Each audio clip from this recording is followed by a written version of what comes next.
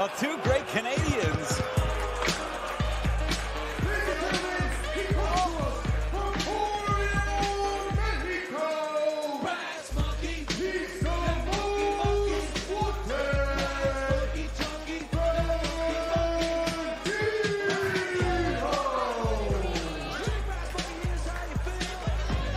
Well, folks, it's Ian Riccaboni, Veda Scott coming to you live from Dallas, Texas, the Fairmount at WrestleCon.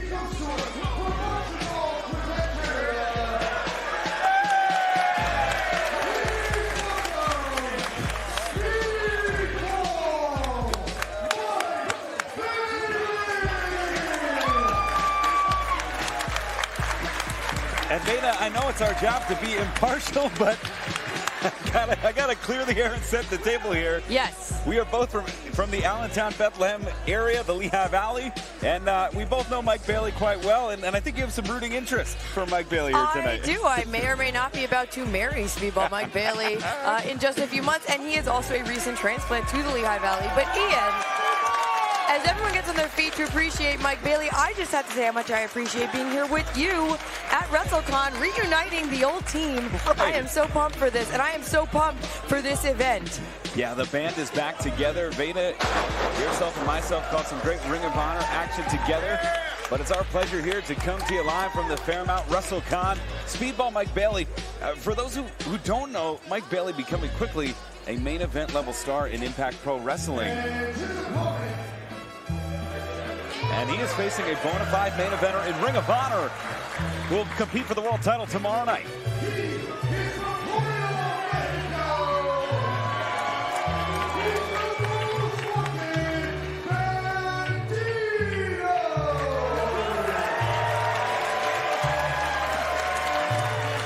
And in his hand, let's take a look at that left hand. That is the lineal Ring of Honor World Championship. That is the title he rightfully says he's ever lost, Veda. You're right, and you are very, very familiar with Bandito. You have called many of his matches in Ring of Honor. But Mike Bailey is also very familiar with Bandito. They have fought twice before, and currently, Mike Bailey is 2-0 against Bandito. And Bandito, much beloved, especially here in the Dallas area. Everyone getting to touch the belt. Bandito, certainly a fan favorite. You know, this is a man not afraid to go on his own path, much like Speedball did. Bandito, taken under the wing of Ultimo Guerrero as a teenager, chose to leave the CMLL Dojo system, embark on his own path. It led him to All In, that history-making performance there. Signed a contract with Ring of Honor, would become the Ring of Honor World Champion. He was unable to defend it due to COVID, where Jonathan Gresham was announced as the Ring of Honor World Champion following a great match against Jay Lethal. So tomorrow night, Bandito will challenge Jonathan Gresham. We will have an undisputed Ring of Honor World Champion, but I'll tell you what, this is an intriguing match to say the least, with one of the top stars of Ring of Honor going one-on-one against one of the top stars of Impact Wrestling. And every match here tonight at the Super Show has an additional level of intrigue. And that's why I don't blame Bandito for endearing himself to the fans even more, because every match tonight has the potential to win $5,000 for the competitors involved. We are going to be doing a poll at the exit of the show. The fans here live tonight will vote for their favorite match, and the winner of that will be announced on social media. The participants in that match will receive an additional $5,000. And Ian, I know you were in the locker room too. You heard the buzz about that prize. Everyone is at the top of their games already. If you can go to the top of the topper of your game, that's what we got here tonight. And this crowd is electric already. You can certainly feel it in the building. You can hear it on Fight TV. We thank you so much for joining us. And this is a dream matchup. Like you said, we've seen it twice before, but those are much different circumstances. Yes. Many fans here, I'm sure, have seen the WXW 16 Carat matchup between Bandito and Speedball Mike Bailey. It really additionally catapulted them to notoriety. They also faced off at PWG's Battle of Los Angeles. That was just recently. Some people saw it live, but for a lot of people, I think this is the first time to see this match live here in the United States. Absolutely, Bandito. Handsprings through, pop up Bailey. Irish whip now. Great counter springboard up and over. Look at the quickness of Bayley, but it's Bandito with the counter through the ropes. Wow. Plants the boot. Bandito back inside. Oh, super kick through the ropes. Bayley not going down yet. Whoa. What? Springboard acai moonsault over the baseball slide. And if you had any questions what we were going to be seeing here tonight at the Super Show, I think Mike Bayley and Bandito are already giving you some answers. And folks, if you are watching live on Fight, please use the hashtag WrestleCon to let us know what you think about this incredible, incredible event. We will be checking social media. We will be watching. And here you see Bayley remaining in control, bringing Bandito back to his feet. Those thunderous kicks. Master of many disciplines, but that just fired Bandito up. The adrenaline. And now right in front of us here. Oh God. And you know, that's that phrase, educated feet, we throw that around as a cliche, but Mike Bayley is legitimately a 4th degree Taekwondo black belt. Those are extremely educated feet. And right now he is taking it to Bandito, throwing Bandito back into the ring. And that's a smart move. Almost knocked over my energy drink. Trying to get the pin on the inside of the ring here. And what is the new Ring of Honor management thinking right now? You know, it has been an open door as of late in Ring of Honor. If Mike Bayley defeats Bandito, I got to think the offers not only from Impact will continue, but I think Ring of Honor is going to be reaching out as well. And Mike Bayley has only had one match in Ring of Honor. It was in England. It was against Flamita, and he has not been back since. And I have to ask you this too, Ian, from the Ring of Honor perspective, if Bandito were to lose tonight, going into Supercard of Honor, what do you even do then? Whoa. And the chest being welted, being scattered, blistered. Oh, Bandito firing up. You can see how red each chest is getting. And Bandito now down with the kick to the midsection. It's Bayley. Oh! Wow! Nipping up into a handstand is Bandito. Oh! Chris Adams style super kick. Mike Bayley checking his mouth guard, making sure all the teeth are intact. And you can hear the crowd cheering for Bandito.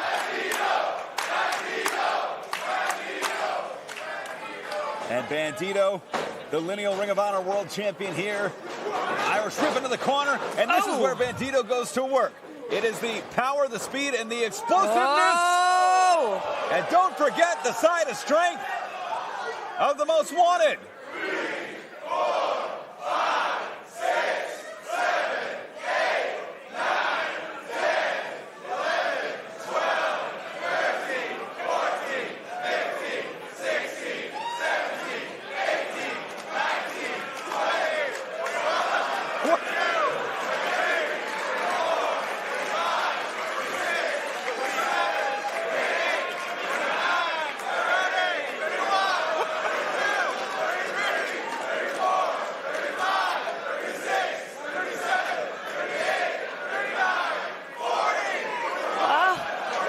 We are at over half a minute suspended in this suplex.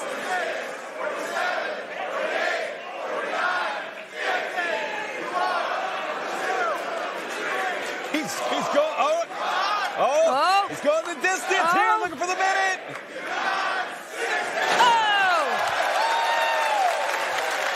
A full minute suspended in the air for Mike Bayley and then dropped right on his face. Bandito with that, and Ian, you can attest to this, that deceptive strength. He doesn't look like he would be as strong as he is with the size that he is, but he is incredibly, incredibly strong. And it is thunderous here. You're absolutely right, man. It's that low center of gravity. Those squats in the gym, those shoulders. His shoulders are massive. He's about 5 feet 8 inches tall, but the shoulders and the quads are so huge. It's always been a calling card, but the feet. Wow. Jab right to the face of Mike Bayley. See an Irish whip, holds onto the wrist. Wow, straight right, Larry Holmes style across the jaw. And Bayley returns volley. And now Mike Bailey finally has an opening here. Thrust kick to the midsection. Big axe kick. Oh, God. Bandito is down. And speedball. The Bart's Comet connects into a cover. Just a 2 count there. Bandito gets the shoulder up in the nick of time. Not enough to keep Bandito down. And you can see Mike Bailey just sort of going through the catalog in his head. Not only does he have an incredible arsenal of moves, but he has to think what has worked on Bandito in the past. Oh, caught. Bandito catches the kick that time. Oh! And there's the strength of Bandito again. Full rotation. Mike Bailey again planted on his face.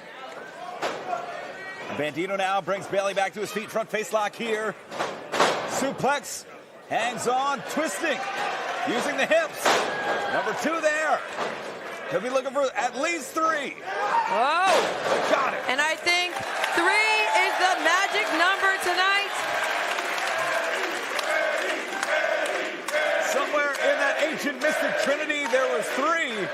And Bandito now going to the top. Frog splash! Connects! 2 and 3. Oh, so close. Just a 2 count there.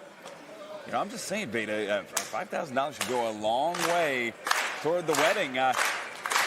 Listen, I know, Ian, I'm aware. But Bandito has Speedball in a whole heap of trouble as the crowd is vociferous here tonight. Bandito first to his feet. Got Bailey hooked up. Oh, he could be looking for the X-knee. The X-knee. Oh, God. Oh, Mike Bailey had that scouted. Speedball kicks. Ooh. That final enziguri. Bandito looks a little loopy on his feet. Oh, spin kick block. Oh, block the super kick. Wow. Just trading kick for kick. Pop-up cutter.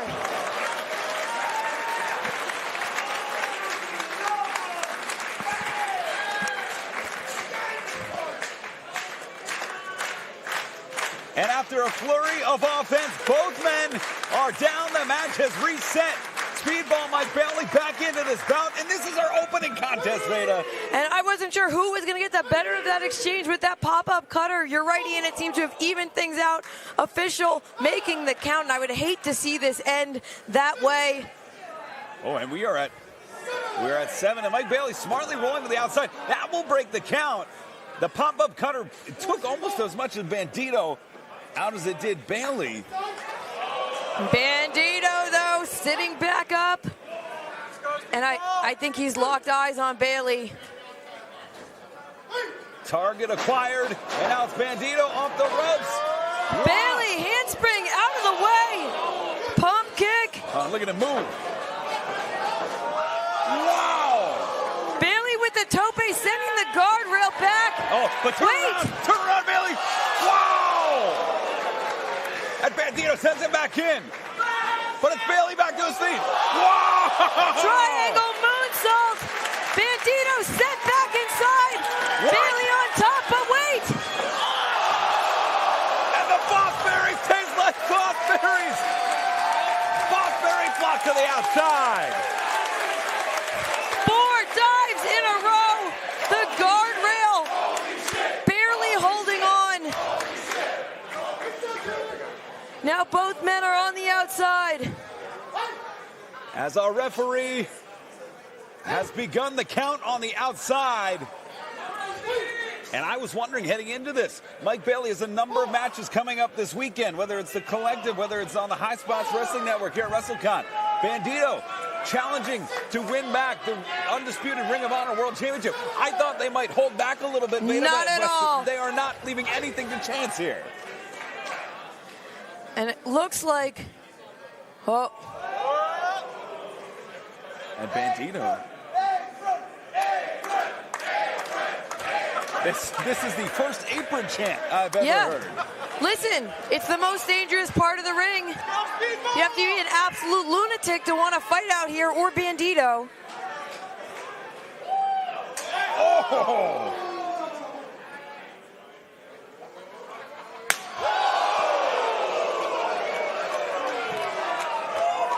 And you can see the handprint of Bandito across the sternum of Mike Bailey. And again, they both signed up for this by climbing onto the apron. This is what they wanted. This is willful engagement of combat here. Oh! And Ian, I don't know if you realize this, but there's something about an overhead chop. It just hurts more than just a regular knife edge chop. Sounds nastier. Overhead hurts more. But those middle kicks by Mike Bailey hurt more than I think just about anything else. Oh, blocks the kick that time. Oh!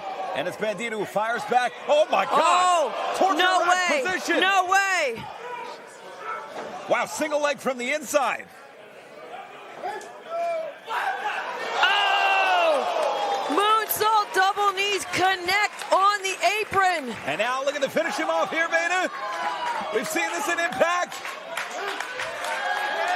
If he hits his ultimate weapon, it's over, but Bandito! Oh! And Bandito loads it up. Plants him down. And Bailey smartly retreating. Great strategy by Bailey, knowing where he is in the ring. You can't beat Mike Bailey if he's tied up in the ropes. But Bandito back on the apron. I don't think Bailey got himself to safety at all. Oh! Pop-up cutter on the apron. I have never seen anything like that, Ian. And there was at least 2 points of impact on the rope. I saw his neck jar and then onto the apron. Oh, and the dealer has the deck. The dealer has an ace. He draws 21 flags. 1, 2. Oh! Somehow again, Mike Bailey kicks out, and Bandito can't believe it. He had finished off so many foes with that 21 suplex. This is awesome! This is awesome! And Bandito, with a look of desperation, you can just read it in his body language. That was the move he captured the Ring of Honor World Championship with, the move that he's defended the Ring of Honor World Championship with, but it did not finish Mike Bailey here. He's got to look for something different, something unique, and we saw this at Madison Square Garden. Oh. We might see it here in Dallas, Texas. It's that moonsault fall away slam, and Mike Bailey knew it was coming. Oh! Oh, and he might be looking for the ultimate weapon again here, Veda. From the top this time. Watch that ceiling. Again. Moonsault double knees. One more time. Bailey up top.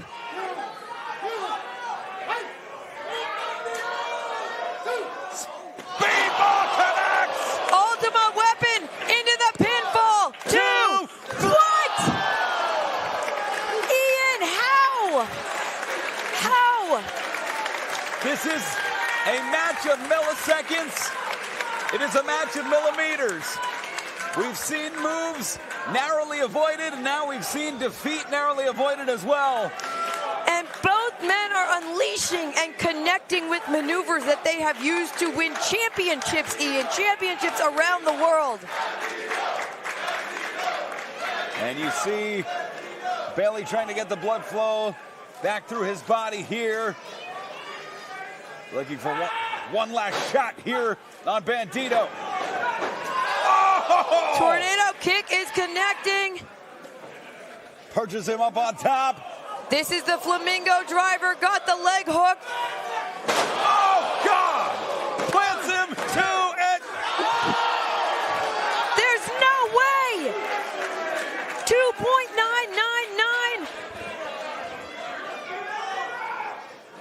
Oh, swing Ducks and the miss. buzzsaw. Ducks it again.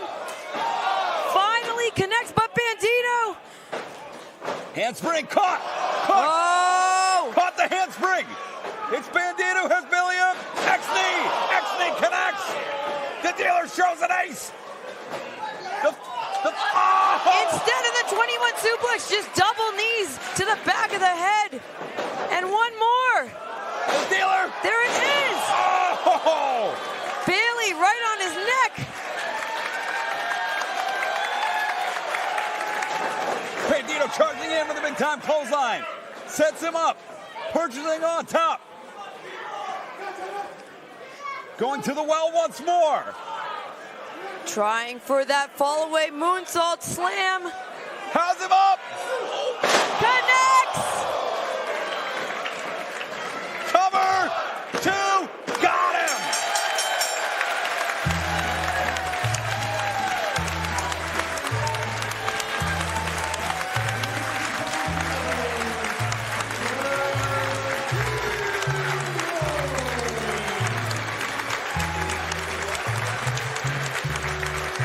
We just saw 2 athletes. We witnessed 2 athletes at the absolute top of their game. There's money flying into the ring. I can see it.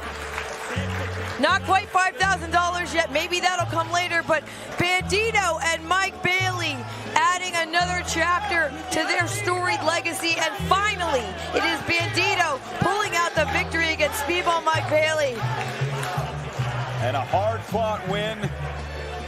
But I have to wonder, did Bandito expel too much energy? This WrestleCon weekend here on Fight TV, there's a big one coming up tomorrow night. It's Supercard of Honor.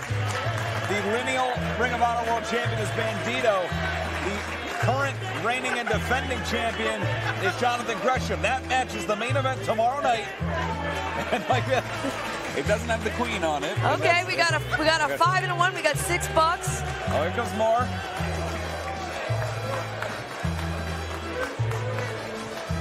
All right, we're up to about $10. Okay. There you go. I'll buy a nice Whataburger, right?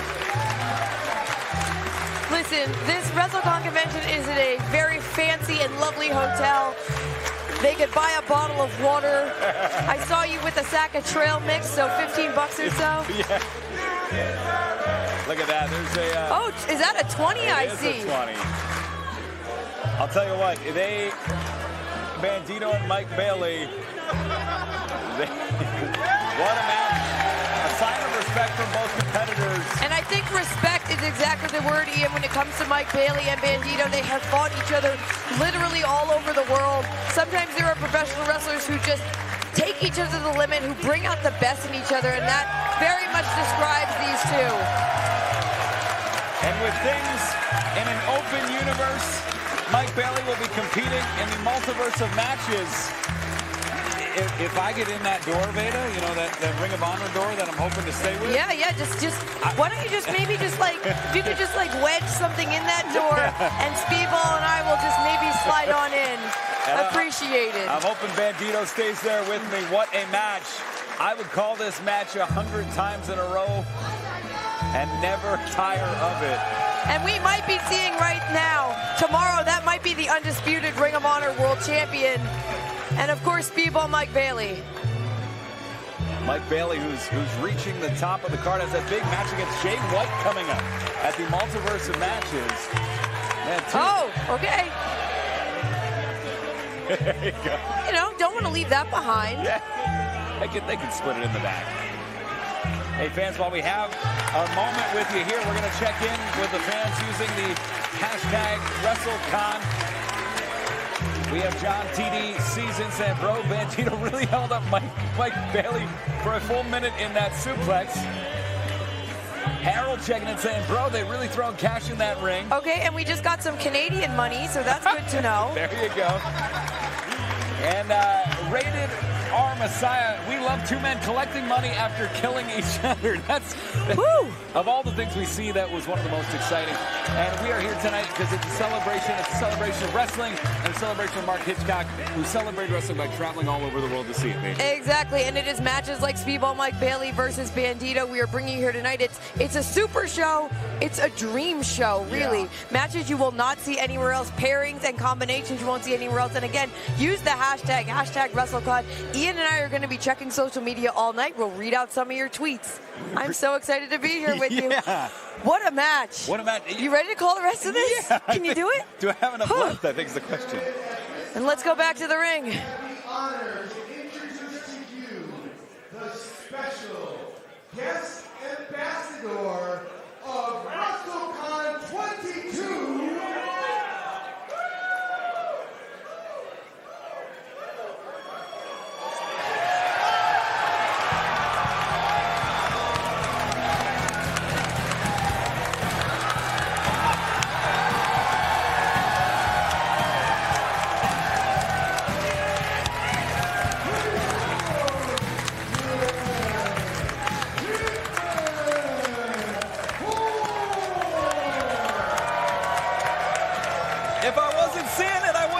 believe it.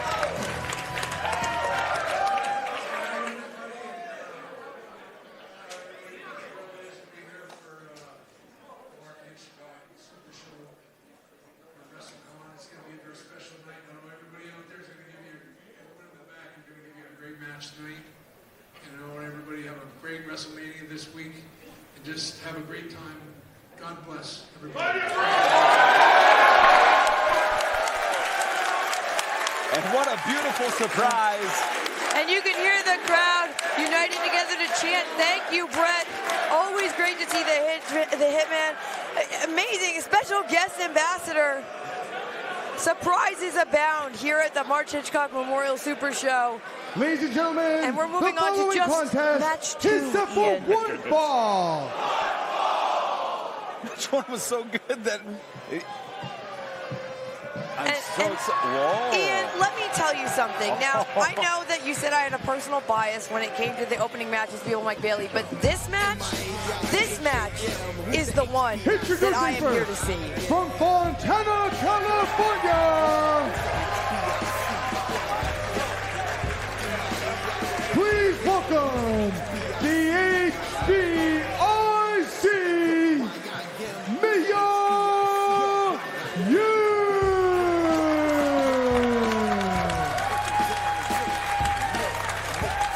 They are on their feet here to welcome Mia Yim for our second contest here tonight. So great to see her back in action. And Ian, you can just see, look at the emotion on Mia Yim's face. That is genuine. This is a woman who loves professional wrestling, who loves to be in a ring, and you can just tell how excited she is to be here, be back doing what she loves. And her opponent, It may be a labor of love, but it may become laborious because she is facing another one of the top stars in she's wrestling. from Chicago, Backslash, Dallas, Texas. Please welcome the fallen goddess, Athena. Crowd on their feet here for Athena. This is a hometown crowd here in Dallas because although Athena very proudly wrestles all over the globe, she is a Texas girl at heart.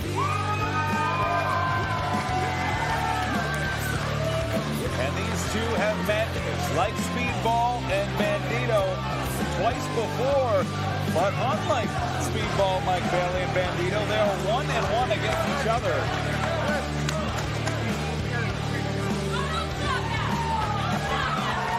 And Athena loving every minute of this. former NXT Women's Champion, has spent 8 straight years in the top 50 of PWI's top 50 wrestlers. Mia Yim, same thing, except her streak is at 7.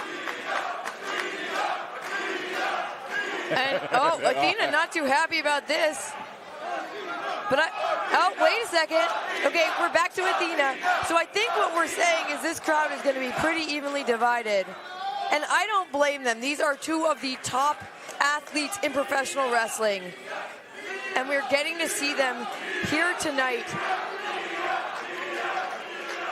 And I think if I read...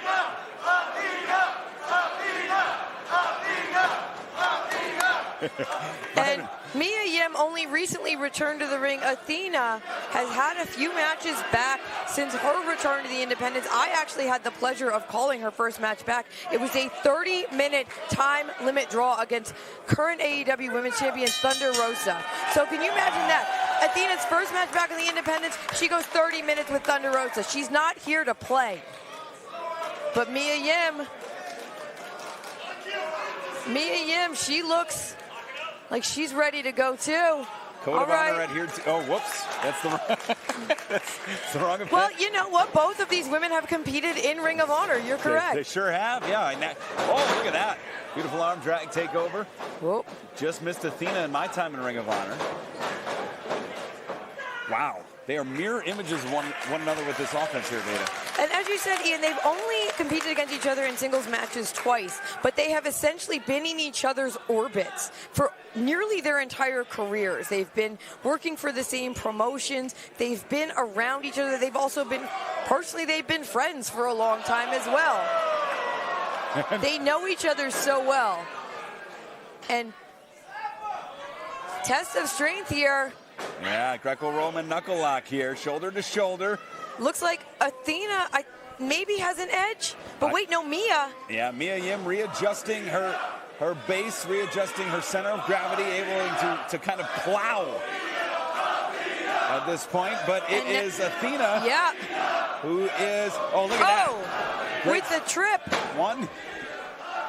See a nice bridge here. Again, they're still holding on to that knuckle lock.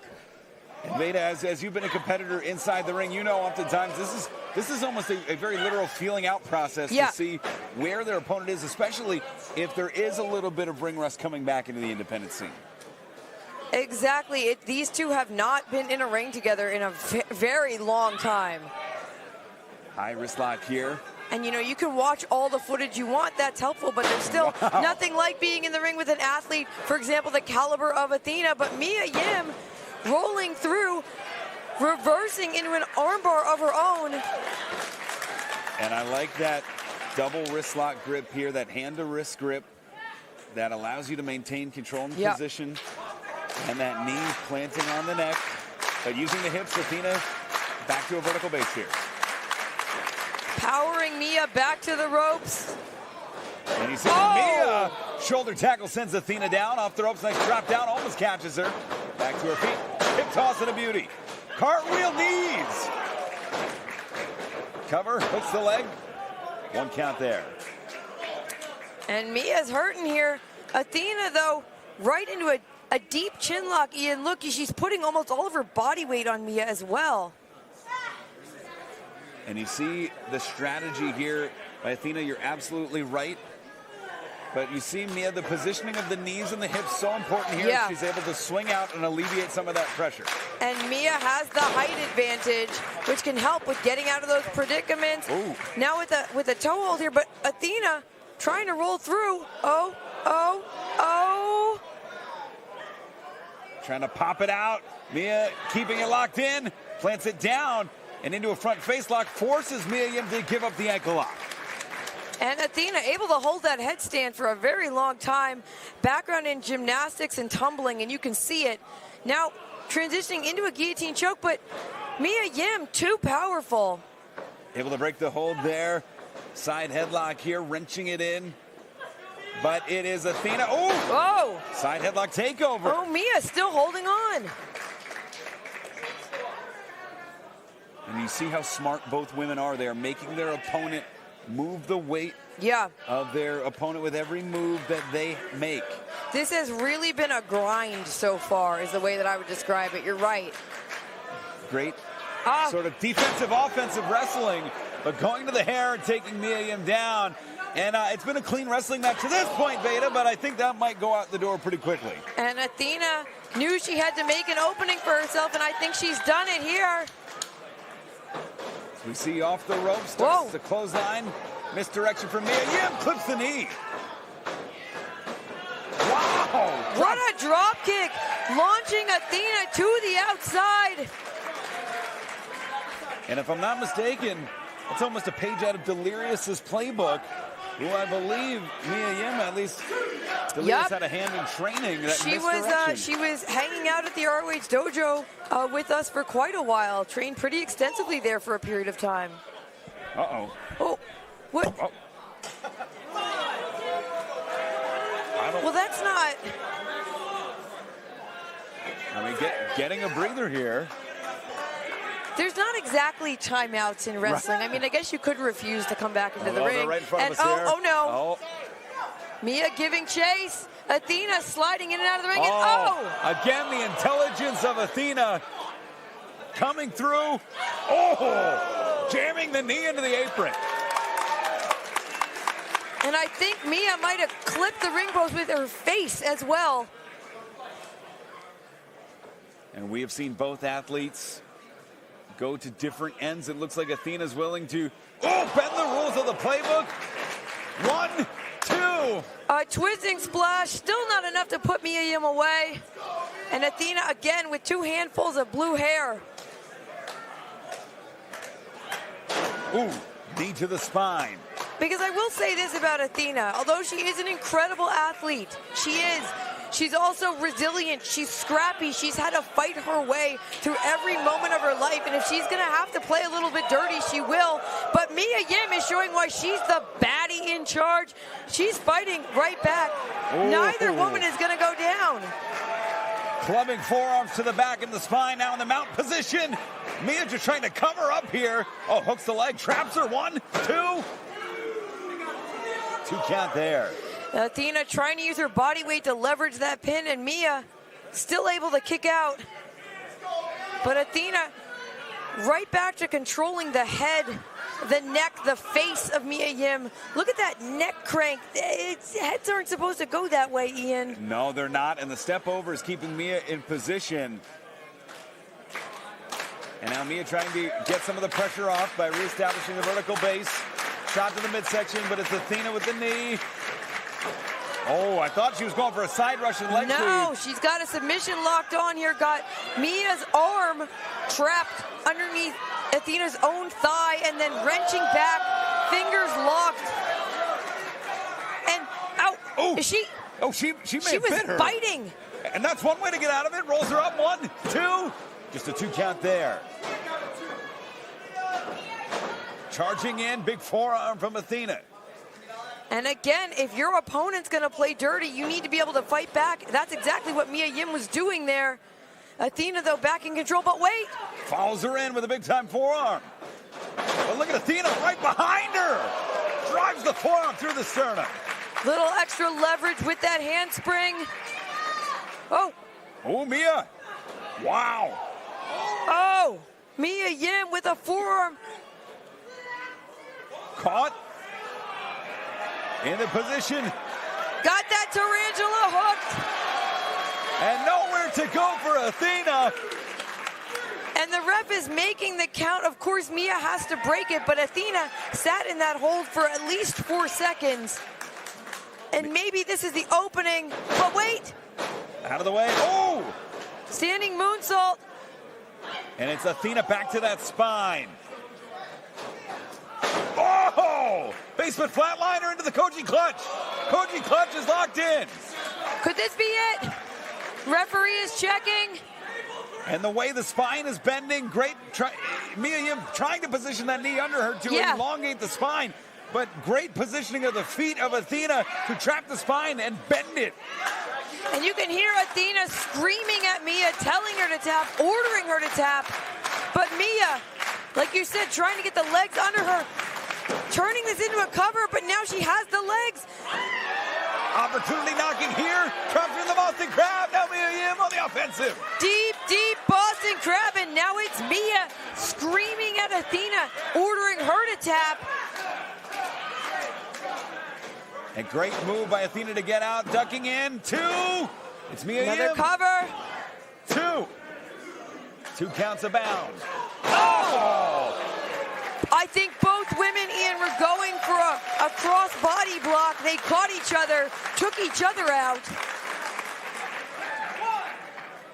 And when you come flying into a maneuver with that, like that, you don't anticipate being caught with the exact same thing. You know, you're putting it all on the line. You're just coming in full velocity.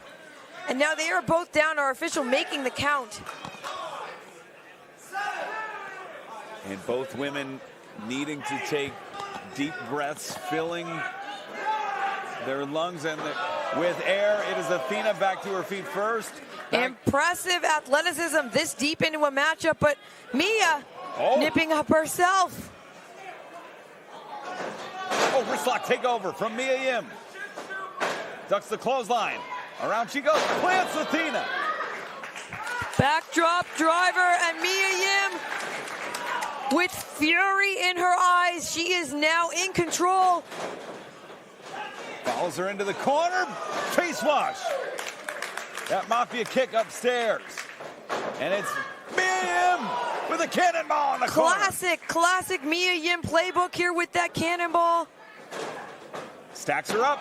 2 and just a 2 count there. Athena forced to use all the momentum she could muster to kick out of that alligator clutch, and still fighting. And I don't know if that's frustration on the face of Mia Yim. She's starting to laugh a little bit. I think that this is what she wanted for her return to independent wrestling. You know, she wanted a fight. She's a competitor. She wanted to compete. But now, maybe going for this package pile driver, and Ian, if she hits this, it's over if she connects. Athena fighting out of it. Athena. Oh! Alabama slam by way of Dallas, Texas. The back of Mia Yim's head crashing into the mat. And Athena, second rope on the outside, going all the way to the top. Mia Yim follows her, though. What a slap. Wow, across the chest of Athena. Mia Yim delivers again. Mia climbing up top. Shots across the back. Mia going all the way up. I think she got caught. Certainly I think did. Athena caught. No way. Splash Mountain. 1, 2, go. Was that just 2? That was just two. Just two. Huge Splash Mountain powerbomb by Athena. Sitting out. Mia Yim crashing to the mat from, gosh, that's a good 10 feet up, I would say, and still somehow kicking out. Now Athena arguing with the referee. And I would argue that's wasting time here. But Oh, wait a minute. Why would she do that? and Mia Yim inadvertently tripping the referee because she was trying to get to her feet. The referee is down, and Athena. But Athena was clearly the aggressor. I mean, we all saw that. Athena going shopping underneath the ring. Is that a broom? No? Well, that's What do we got? This might be a little bit more to her taste. We got a chair. Well, we saw the ambassador of WrestleCon, Bret Hart, and now we're going to see the chairwoman of WrestleCon, Athena, with danger in her eyes. Loading it up, and wait. And the official, why's the crowd doing this? They're about to wallop Mia Yim with an illegal object. Kick to the midsection, Mia Yim. Package. Driver. Connects. Hook the leg. 2. Got her.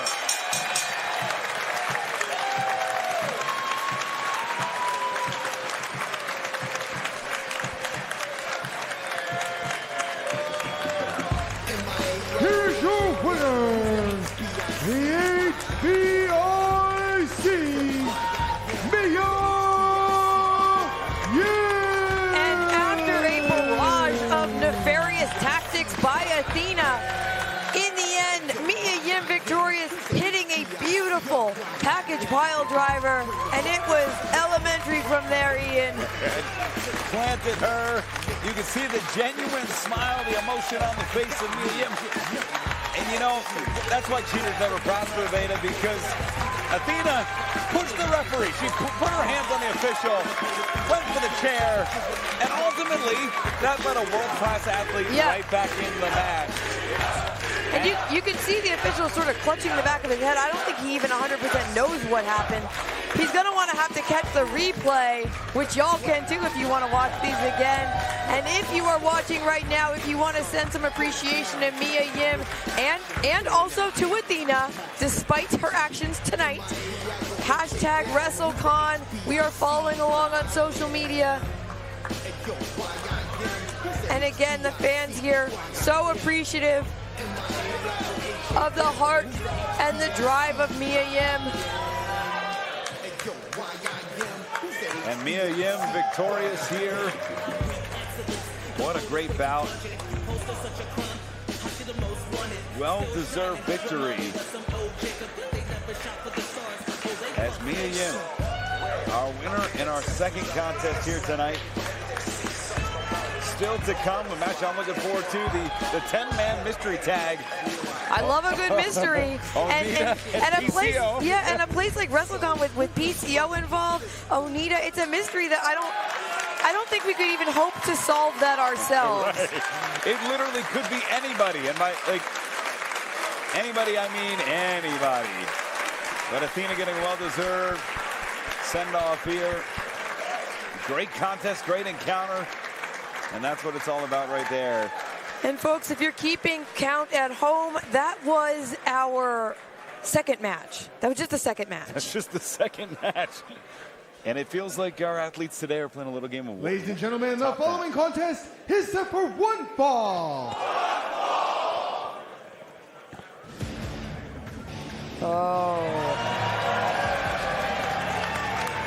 Okay, I think we're in for a little bit of a tonal shift here, Ian, with our next match.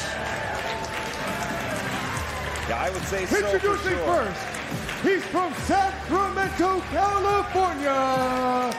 He's Timothy Thatcher.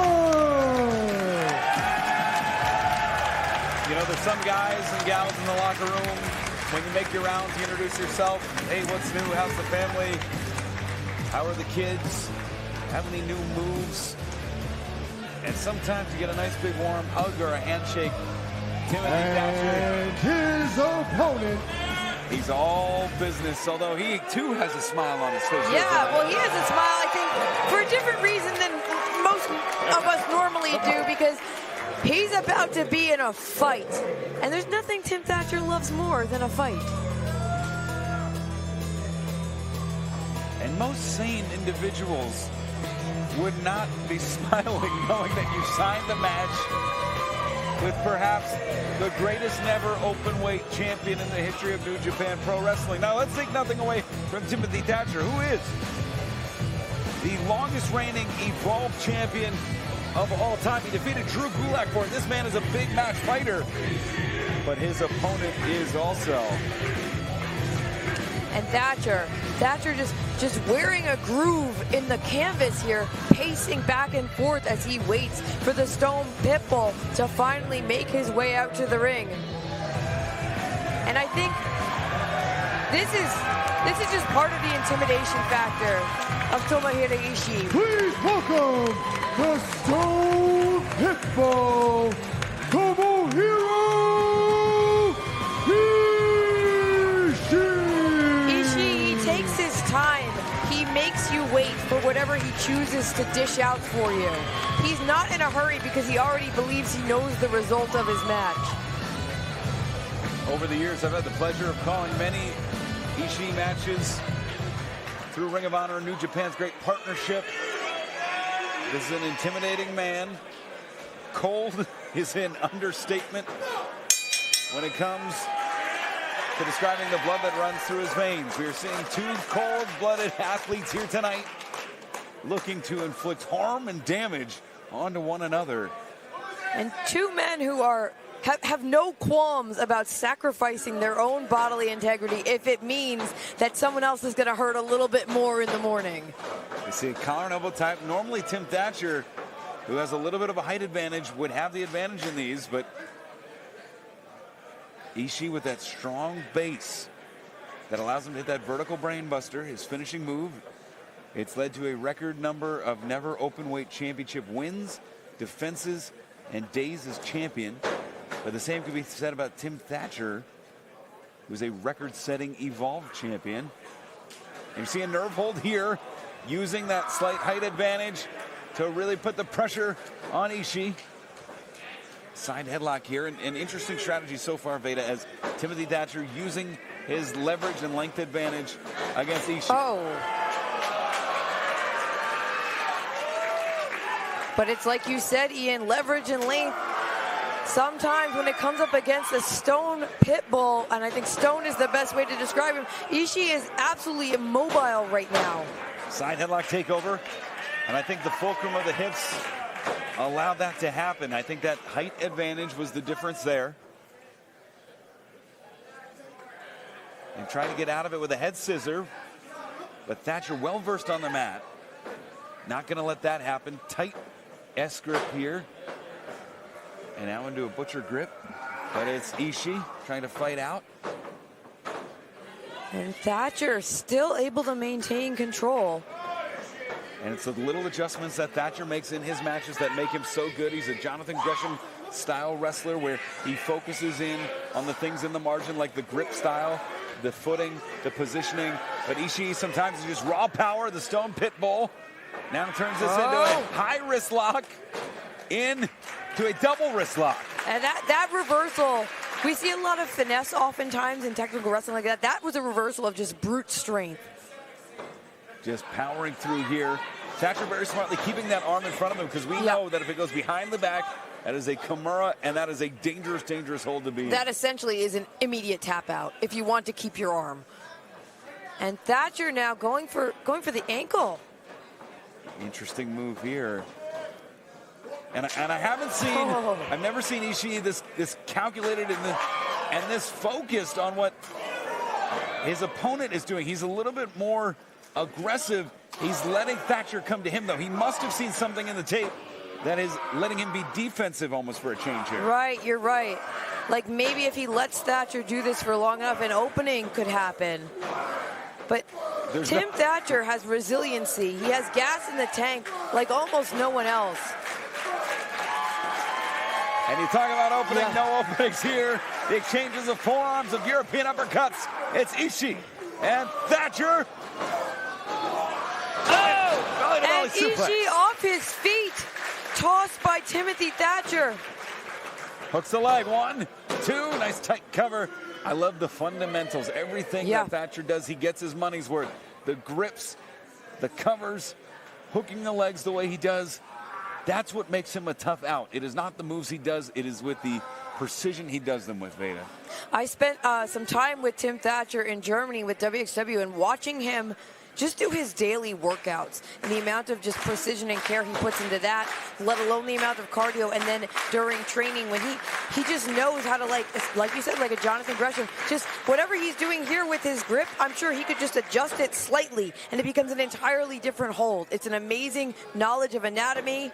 And the short arm scissor, you see the adjustments. And every time Ishii thinks he has an opening with the kicks or the movement, he just adjusts his footing. He swings his feet around. We saw him go to the ropes, does Ishii there. And it's notable that Ishii was not able to break that hold. He wasn't able to get out of it. He had to go for a rope break. Tim Thatcher maintained control for a very long time. The right arm in trouble now as Thatcher in control here. He has slowed down the Stone Pit Bull. And I have to wonder if that early strategy in the match, maybe he underestimated Tim Thatcher. Oh. Well, that changed my mind. Thatcher, though, uppercut to the shoulder. Oh! Headbutt to the arm, sure. Yeah, and that's the thing, though. He now has Ishii's arm, his chopping arm, in a position where every time he chops, the pain will radiate through Ishii's, oh God, in the shoulder, elbow. And Ishii almost spilling to the floor. Thatcher not giving him much time. And the lateral movement, that left to right movement of the elbow is not supposed to happen, man. You don't need to be a nurse or a doctor to know the elbow is not supposed to go left to right. And you can just see the deliberation on the face of Thatcher. Ishii, though, is he? He's asking for more. Yeah. And the Irish whip into the corner. Oh! Charging out of it. Huge tackle has leveled Timothy Thatcher. Ishii finally with an opening here. Front face lock. Is he going to go for that brain buster? Oh, he could. He has it up. Oh, suplex. But he's still shaking out the arm, Ian. Certainly damage was done. 1 count there. And interesting, you don't see Ishii. He doesn't show pain normally. Right. But he's not afraid to toy with his opponents. But Thatcher might not be the guy you want to slap in the face as he comes right back with the European uppercut. He doesn't have teeth to lose. He has nothing to lose here. Forearms connect. The force of these strikes.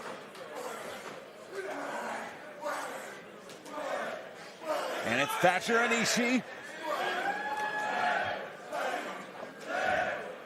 Neither man here giving an inch. And Thatcher with spaghetti legs, but that strong base of Ishii keeping him vertically and upright. Oh! Blocked the Enziguri with a clothesline. Ishii off the ropes. Oh, Thatcher ducks. He ducked the lariat. Standing switch. Waist lock. Drop down. Rolls through. And look at Thatcher with a knee bar here. Variation of the knee bar on Ishii. Got the leg. Ishii reaching, trying to reach for the ropes, but Thatcher again transitioning into an ankle lock. Again, smart wrestling. Thatcher needs to wrestle a perfect match to win. Oh. He's doing it right now as Ishii finds an opening for an ankle lock of his own. And Thatcher got caught. And Ishii is high on that ankle lock. Oh, wow, and he is bending it toward Thatcher. But Thatcher rolling through, has him trapped. 2, and just a 2 count there. And you can see Ishii grabbing his ankle. But Thatcher's got his own hand on his own ankle. This may have evened out a little bit. You see Ishii also going for that knee. That knee bar was locked in. Both men showing the signs of battle here tonight at our Mark Hitchcock Memorial Super Show. Butterflying the arms here. It's Thatcher. Oh, Ishii fighting it. Wow. It's Ishii. Enziguri. Back up to his feet. Thatcher caught it. Butterflies the arms. Over. Up and over. 2. Thatcher holding on. Staying on the arm here. Cross arm breaker. Does he have it? Ishii with nowhere to go as he's in the center of the ring. He is trapped in the center of the ring. Nice stack by Thatcher. Great pinning combination. Ishii able to use that strong neck, though, to get out of it. Thatcher, though, still in control of the arm. Another arm bar. Yeah, looking for the Fujiwara here. And he gets it. And that point of the shoulder being driven into the mat by Thatcher. And Ishii keeps putting himself onto the top of his own head to try to alleviate some of the pressure. And Thatcher has continued to force Ishii to go to the ropes. He's taken that power element out of the game here, Veda. I can't tell you the last time that I saw Tomohiro Ishii in such jeopardy. This is maybe not what anyone expected to see out of this match, but Timothy Thatcher obviously has a chip on his shoulder and something to prove here tonight. The battle of the greatest evolved champion against the greatest never openweight champion. Oh. Have it taking twists and turns. And now Thatcher on the opposite arm. Trying to damage both shoulders and elbows. And look at it power through. This is the power that we were talking about. Oh! One forearm is enough to send Timothy Thatcher to his knees.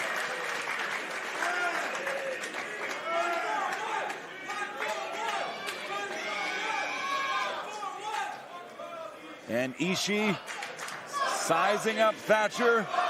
He may have knocked him out cold. He might be out on his feet here. Oh, looking for a Saito suplex instead. It's blocked by the lowering of the hips of Timothy Thatcher. And back to the wrist lock. Oh, plants him. Low German suplex sends Thatcher halfway across the ring, but it also broke contact on that wrist lock as well. It's Ishii looking for Thatcher to get back to his feet. Off the ropes. Oh, catches the clothesline. Pops out of it. Ooh! Enziguri from Ishii. Both men have gone down, and you can see Ishii going back to clutching that ankle, that he was in that ankle lock for quite a while. Taking his time, turning over Thatcher. Ishii off the ropes. Oh, big swing clothesline. Hooks the leg. 2 and 2.5 there. Thatcher kicking out, but his eyes are glazed over. He's not exactly popping back up to his feet anymore. And Ishii finding some new momentum, some new adrenaline, some new strength. Maybe looking for the brainbuster here. Countered by Thatcher. Thatcher roll back to the arm. Has him locked into the Fujiwara. Fujiwara's locked in the center of the ring. It's deep, but Ishii trying to roll through. Thatcher still has the arm. Wow. An exchange of headbutts. Clothesline and a lariat. Takes out Thatcher. Could be it. He might be out. Oh, just a 2 count. Ian, I thought you were right. I thought Tim Thatcher was done. Ishii could barely turn him over to pin him, and yet somehow Thatcher able to get the shoulder up at the last second. Thatcher in trouble here, though. The lights are on, but no one's home. And Ishii's ringing the doorbell. Oh, and plants Thatcher. Vertical brainbuster. Hooks the leg. And that's all she wrote.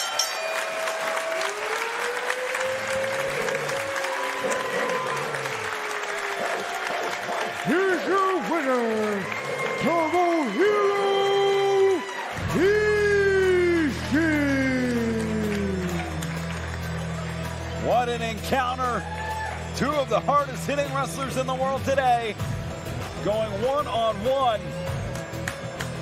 And I thought maybe Timothy Thatcher had found the bullseye, the target, or an unknown weakness against the Stone Pitbull. He was wrestling the match of his life, but all it took was one counter, one mistake that brought Tomohiro Ishii back into the match.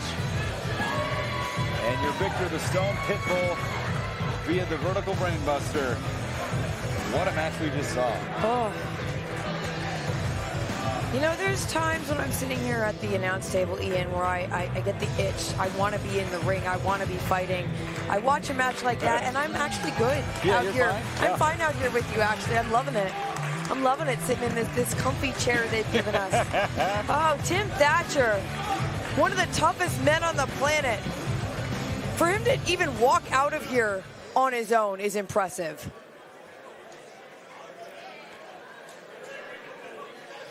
Ladies and gentlemen, the following contest, set for 1 fall, is a Dirty Dishes match.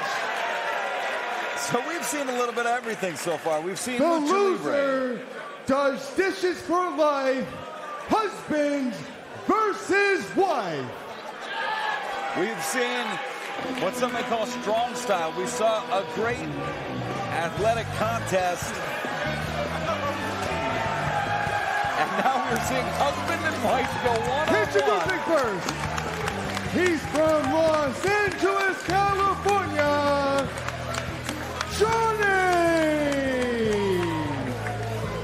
And this is not my first time seeing Johnny WrestleCon today. He was actually Johnny Bloodsport earlier today when I saw him. Really? But regardless, Johnny WrestleCon is here. And have you seen this feud unfolding via social media, Ian? I sure have. I follow both Johnny WrestleCon and his wife, who we will see momentarily.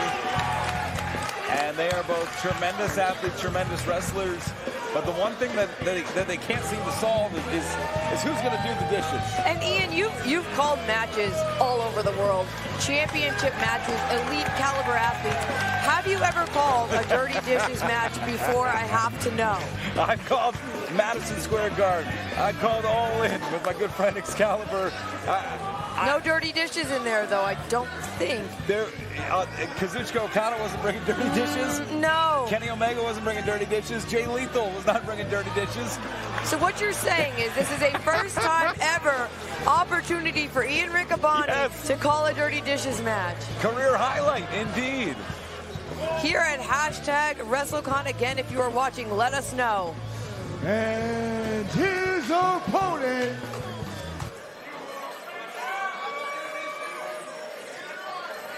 Johnny WrestleCon just said it, he doesn't do dishes. And to me, You know, my wife and I, we just split things. We just split things at home.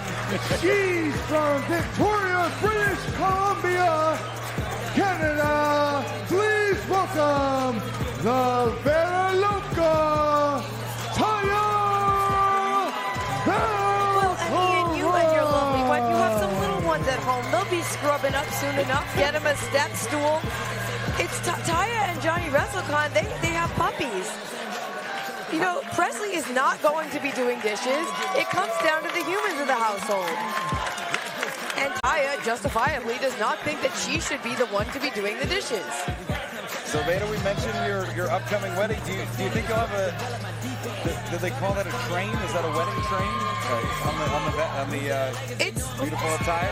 It's one of the most impressive entrance garbs that I have ever seen. And Taya Valkyrie is always bringing it when it comes to her entrance gear. It's part of a total package. You can't be doing the dishes in a look like that, Ian. You can't get dirty water on a robe like that. I mean, the white fur on the boots. What are you gonna do? You can't take a Brillo pad to that. You can't dry clean them.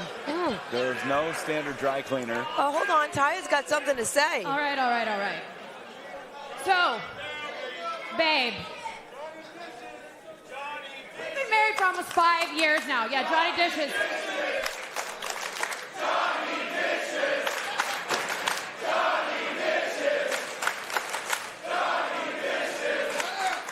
Okay. So we've been married for almost 5 years now. When we first got married, he was so sweet. Like the Johnny you guys all think he is. It was shopping trips, nice dinners. He even made the bed. He cleaned up after himself. So what the hell happened? Someone got lazy. I mean, he can't do his own dishes. He can't do his own laundry. And I'm starting to believe that he cannot even wipe his own ass. Oh, no. You know, there's just some things in relationships that don't need to be aired out. You know what I mean? So, as proof of how much of a freaking slob you've turned into, I brought the dishes here tonight. What? Wait, what? Bring them out. Taya just said she brought the... Okay, so, no, hold on. Taya Valkyrie, she has literally brought the dirty dishes here to Dallas. Bring them out. Yeah. Now, they live out in L.A. So everyone wants to talk about how the price of the carry-on alone. It is shame. Dirtbag. And Bandito's brother is here helping with this as well. You brought our dishes to Dallas? You would do that because you love to be right, doesn't she? Doesn't all the women here and all the dudes, everyone wants to be right. Well, you made a big mistake this time because if the loser of this match does the winner's dishes for life, that means you're going to be doing a lot of dishes. Great math there. Ring the bell. And there's the bell, and there's a first for everything. Make no mistake about it, everywhere both of these athletes have gone, they've been at the top of their game. They've been incredibly successful. Ian, I'm looking over here at ringside at the dishes. There's several tubs of various dishes, plates, glasses. There's some buckets. I see at least one cookie sheet. I mean, they've really accumulated a lot of dishes in this household. It seems a bit more than your standard fare. Well, they've been fighting over this for a while. I mean, it's been a point of contention. It really piles up. The crowd is chanting Johnny Dishes, so I think they've already chosen a winner. Right. And as we check in with our fans with the hashtag WrestleCon, Alexis Boucher says, didn't say that. And you see Taya up and over Johnny Dishes or Johnny WrestleCon. Well, I have Alan Jolson here on Twitter saying hashtag Johnny Dishes, which it's a hashtag now, is one of the greatest chants in the history of wrestling. I don't disagree. Swinging but Taya with the cover. 2. And Alexa's checking in. Loser does the dishes for life. Finally, some real stakes in a wrestling match. As Taya getting a big open hand across the chest of her husband, Johnny WrestleCon.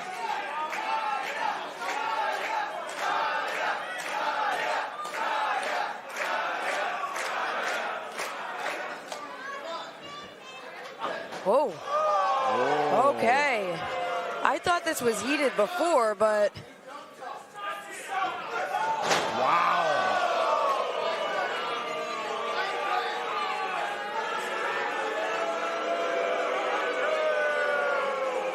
And Johnny WrestleCon now going to the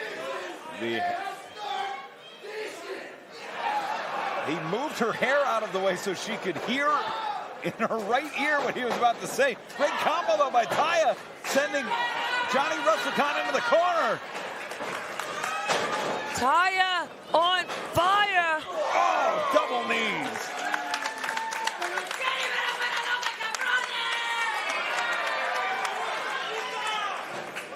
And Taya, wait a second, going outside here, and we know what's outside. Sure do.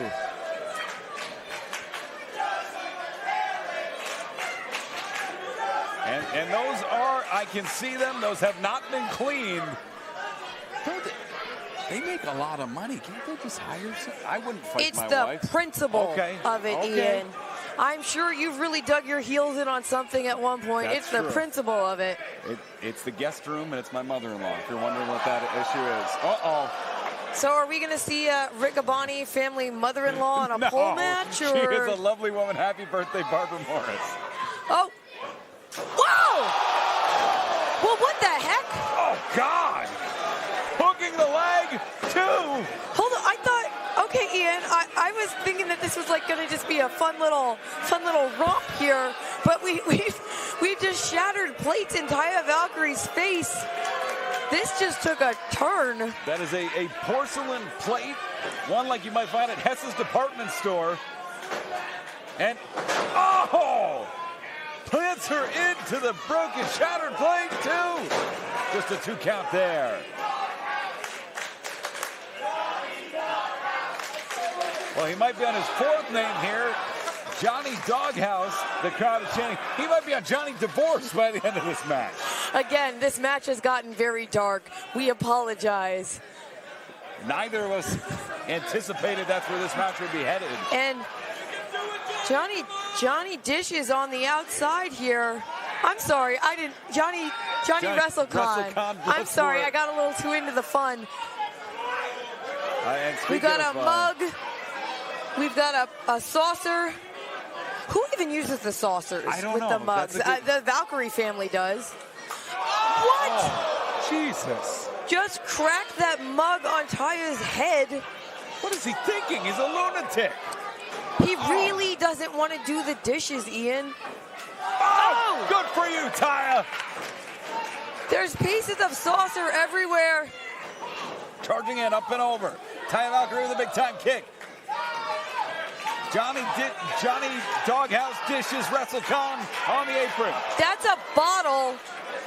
Was that in the dirty dishes pile, or is this just mean? Oh! A cartwheel kick on the apron just shattered the bottle into Taya Valkyrie.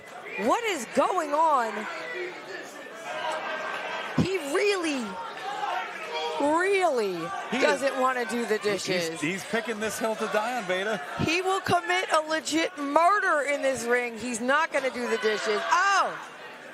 And are those like... Those are cleaning supplies. That's dish detergent. Yeah. Ew! Now, what folks do on their own time is their business. Oh, God. Those are new sponges. New sponges hurt a lot more than used sponges. Oh, and we've got two Clorox bottles, name brands here for the Valkyries. Disinfectant into the open pores. Oh, God! Oh. Running Shining Wizard.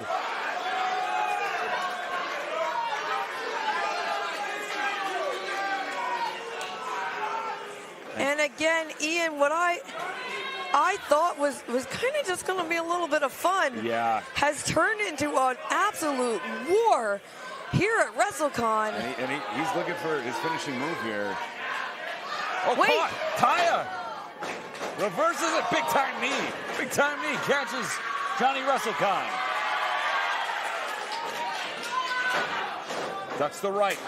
Open hand. Yeah. Oh, to the back. Good for you, Taya. Spear into the broken plates and bottles. And Taya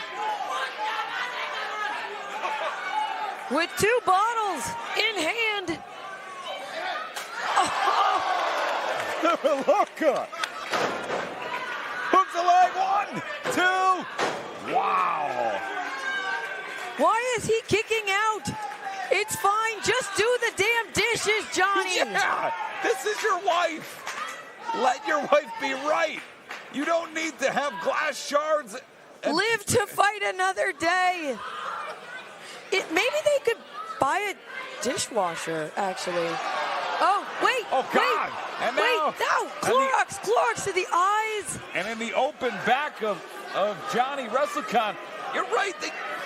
They should have just had a competitive match, back and forth. They would have won the $5,000. Together, they could have put the Tide Pod in together. But wait, hold on. Wait, what is Taya doing? It would have been harmonious. They could have bought 5 dishwashers, good quality dishwashers with that $5,000. Taya is building something, but Johnny WrestleCon with the cookie sheet.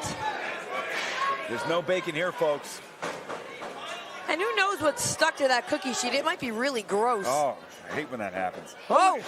Taya Valkyrie. Oh, no way! Plants him through the bottle, face first. Oh, and every time he moves, those shards of... Oh, how's her? 2.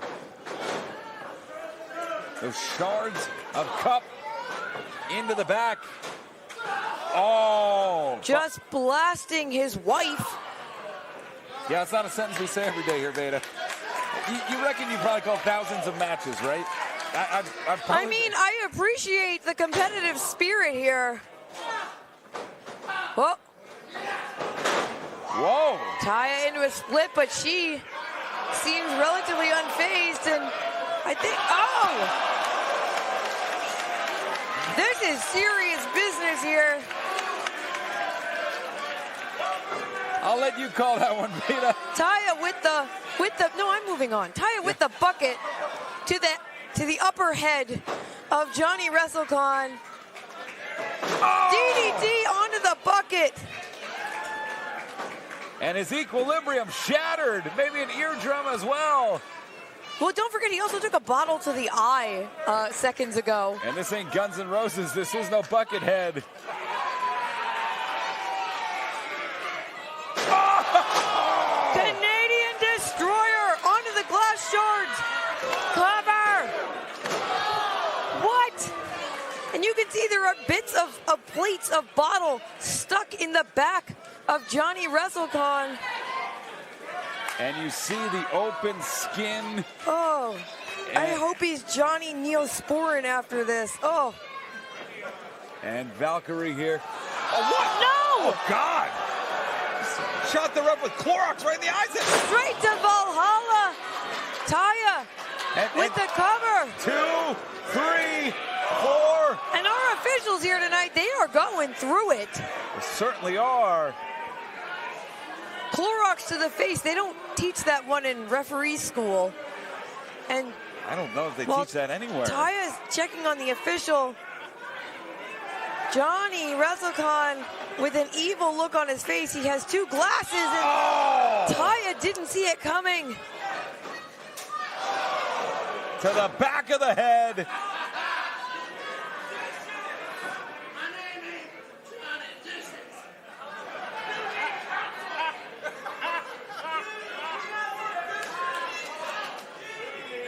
Back up to her feet here.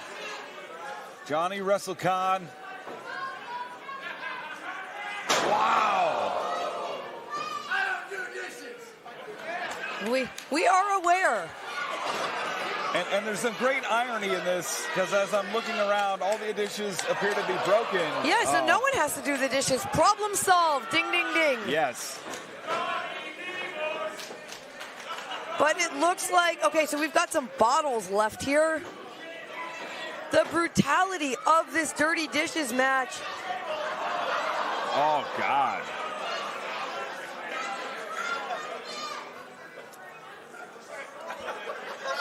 Oh my goodness, he might be looking for Starship Pain here. Onto the dishes. Starship Pain! Everything shattered. And that hurt him maybe as much as it did Taya Valkyrie. And I don't know if we can repeat what Taya just said. Yeah, we're gonna let her that just slide. But Johnny WrestleCon asking for the microphone. I hate you just about everything but the kitchen sink.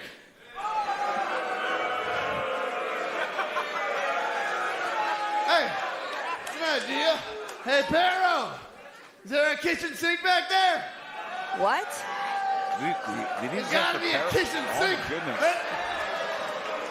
The star. Have we just slipped the bonds of the universe? Ian, what is happening? Well, this is Perro, one of the stars of Effie's Big Gay Brunch, which you'll be able to watch here on Fight TV. And he's here quite literally with a kitchen sink. Because I guess that is what it's going to take to finally defeat Taya here. We've got their... Bros, wait, hold on. There's like... hoes. Thanks, bro. There's like pipes and stuff attached. Like, I yeah. think, did Perro just pull this out of one of the kitchens in the back? Well, Perro is strong enough to do that. Perro is a mammoth man.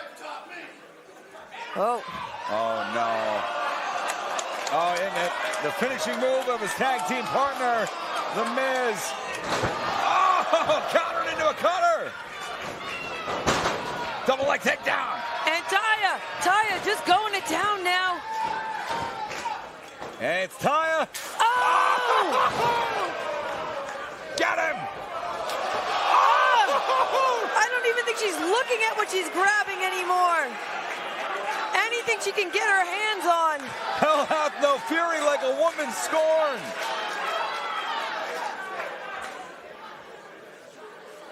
And that's some grade A plumbing.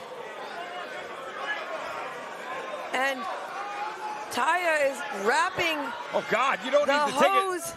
Okay, you don't need to take it this far. You don't need to take it this far.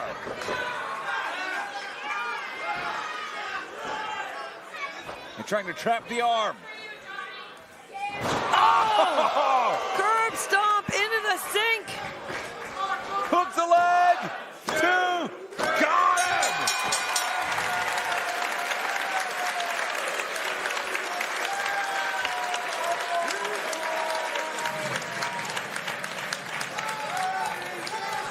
Here's your winner, Taya Valkyrie.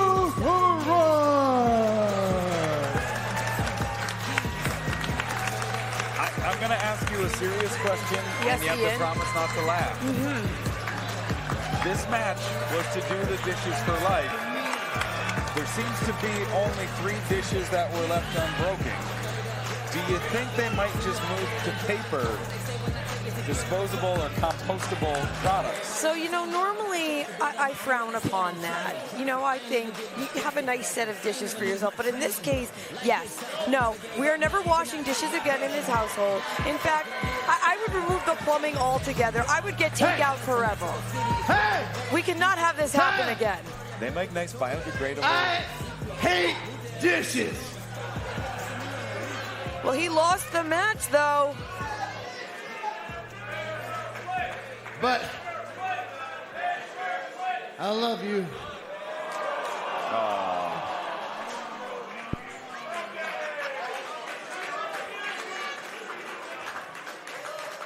Wow.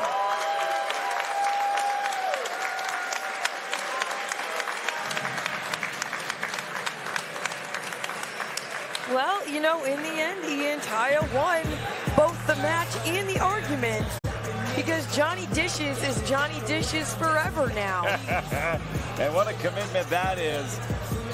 And as we clean things up, we have a commitment to the folks that helped bring you the Mark Hitchcock Memorial Super Show here in Dallas. And that's Whatnot, Veda. Are you looking for something to add to your wrestling collection? Check out Whatnot for action figures and more. Whatnot is the go-to destination for live toys and collectible auctions. You see, sellers run their own shows where they sell wrestling action figures and memorabilia to live. Fans, as we're cleaning up the ring, I want to remind you all that tonight there is a $5,000 prize for the best match of the night. Now, more importantly, you, the fans of WrestleCon, will get to decide which match's participants will go home $5,000 richer.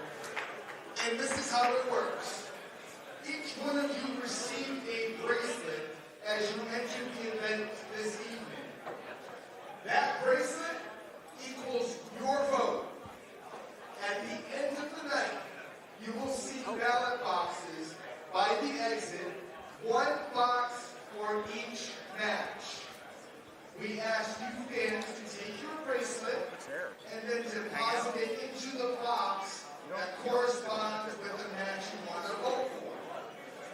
We will tally the winners, and one match will go home $5,000 richer because of you, the fans.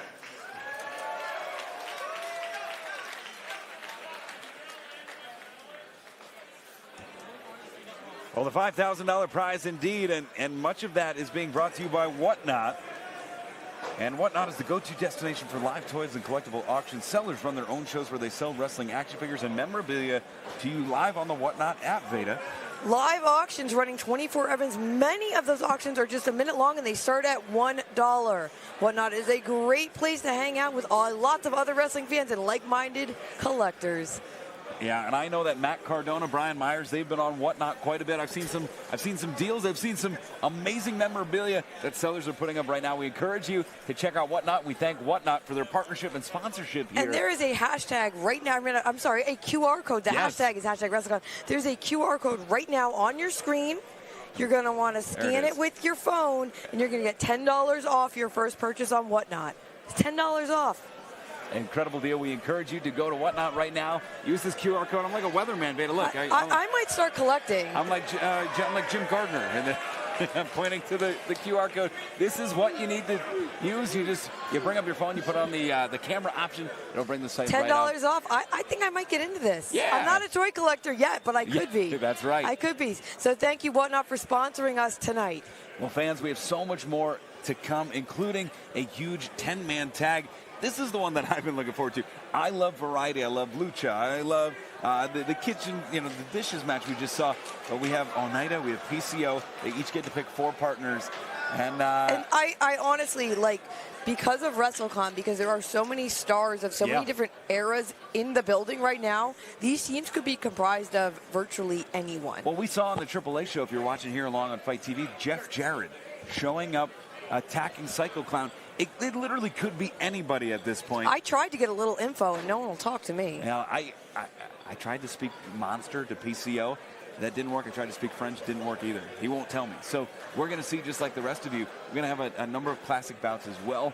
Some nice scientific wrestling. And our main event, the Briscoes taking on the reunited Rottweilers. ROH Classic. Yes. It's like we're in a time machine in the best possible way. We're bringing it to you here tonight at the WrestleCon Mark Hitchcock Super Show. Again, it's #WrestleCon. If you're watching along, Ian and I, we got our phones. We're checking social media. We'll read your tweets. We want to know what you think. Just be nice about it. We need to hear nice things. Who do you think's the front runner right now for that $5,000? I mean, I thought for sure after Bandito and Mike Bailey that they were going home with the $5,000. I'm starting to think the dishes match.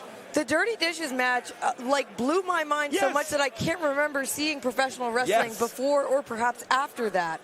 So I don't know. And again, we're still just about halfway through. Right. And as you heard, it is $5,000. We're going to be doing a poll here live at the exit for the fans in attendance. But don't worry, if you're at home, you'll be able to check it out on social media and find out who won. So do your own little vote. Yes. Text your friends. We can't send you any money, but it's fine. You can still text your friends, and you can try to decide who should win the $5,000. I know our friends back in Allentown. I have a friend, Mike and Nick, who are watching at home. They loved Bandito and Mike Bailey. That's their vote. I have a friend Chris from Allentown watching, and he liked Timothy Thatcher versus Tomohiro Okay, Ishii. very different styles there. You cannot vote for the best announced team. Right. Because we've already won. We've won. It's clear. We ran away with the whole thing. Yep. Please give us our $5,000. Thank you, High Spots. We got $5,000. Thank you, WrestleCon. We got $5,000. But, so we have Bandito, Speedball. Amazing, incredible athleticism. We've also had Athena versus Mia Yim. Yeah. Absolutely incredible women's action. We had Timothy Thatcher versus Ishii. Hard-hitting action. And then we just had Taya Valkyrie and Johnny WrestleCon, Johnny Dishes. Maybe Johnny Divorce. Then maybe Johnny Reconciliation after that. Johnny Therapy here in the Dirty Dishes match. Just there has been something for everyone tonight. Life is like a box of chocolates, Ian, as I've heard. And we are about to go back to the ring, so grab your favorite truffles, grab some snacks. We're going back to the ring. We've got a whole lot more for you. All right, wrestling fans. It is going to be exciting to see how the balloting goes for the $5,000 tonight. The vote is in all of your hands. But at this time, I'd like to introduce to you somebody who is quite familiar with a prize and winning something along these lines in the past. A prize winner. What? Wait, so... Ian, don't you lie to me. Did you know about this? No! I would have told... I wouldn't have... Oh, my goodness. It's Hall of Famer. Please welcome back to WrestleCon, the one, the only, Jushin Thunder Liger! And all of the fans here on their feet for an absolute living legend. Jushin Thunder Liger live here at the Mark Hitchcock Memorial Super Show here in Dallas. You hear the chants for Liger ringing out. And Jushin Thunder Liger, who famously won the bounty offered by Kip Allen Fry in WCW for the match of the night. He took that home at Super Brawl 2. Kip Allen Fry used to give out cash prizes for the most competitive bouts.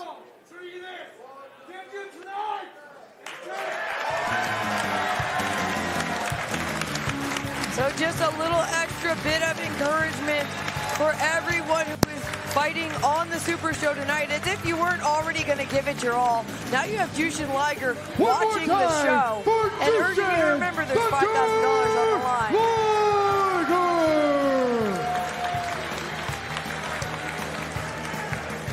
So between Bret Hart, Jushin Liger, we've had Kerry Silkin join us at the booth here.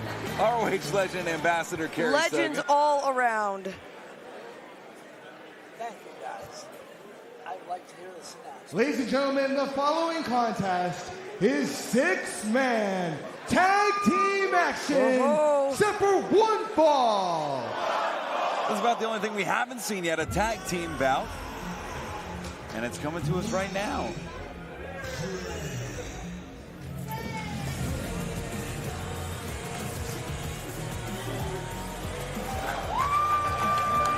Introducing team number 1.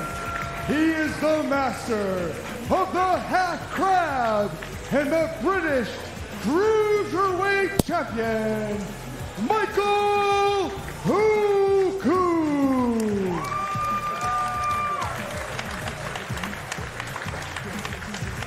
also, he is also de Tijuana, Rey Horus. And rounding out the team, the Eagle of the Rio Bravo, Laredo Kid. A team made up of champions, including the man on your left, the Laredo Kid. He's the AAA Cruiserweight Champion in the middle there. The Pro Cruiserweight Champion, Michael Oku. And Rey Horus, a man who's been champion in Ring of Honor, former World Six-Man Champ. An unlikely trio, to be sure, but as you said, Ian, the accolades of these three men, they speak for themselves, although they've not teamed before. Their opponents. And speaking of unlikely trios, their three opponents. Also another very interesting mix. For those of you that follow Impact Wrestling and Kerry, who has been on Impact Wrestling, you know that these three men represent Impact Wrestling. Here's the trio of the inevitable Hayes Austin, the walking weapon, Josh Alexander, and the Minotaur, Black Taurus. You know that these three men may represent Impact, Kerry, but there's no common bond shared between the three of them. You're right. These are three men who they compete in different divisions in Impact Wrestling. They have very different personalities, different styles. I've never seen them work together before, but tonight, there's a little bit of honor at stake. Representing Impact, although Laredo Kid, no stranger to Impact Wrestling himself, Right. on the other side. Now, Kerry, you've seen men referred to bulls before in wrestling rings. Bull Curry coming to mind. But what do you think about this literal bull and Taurus?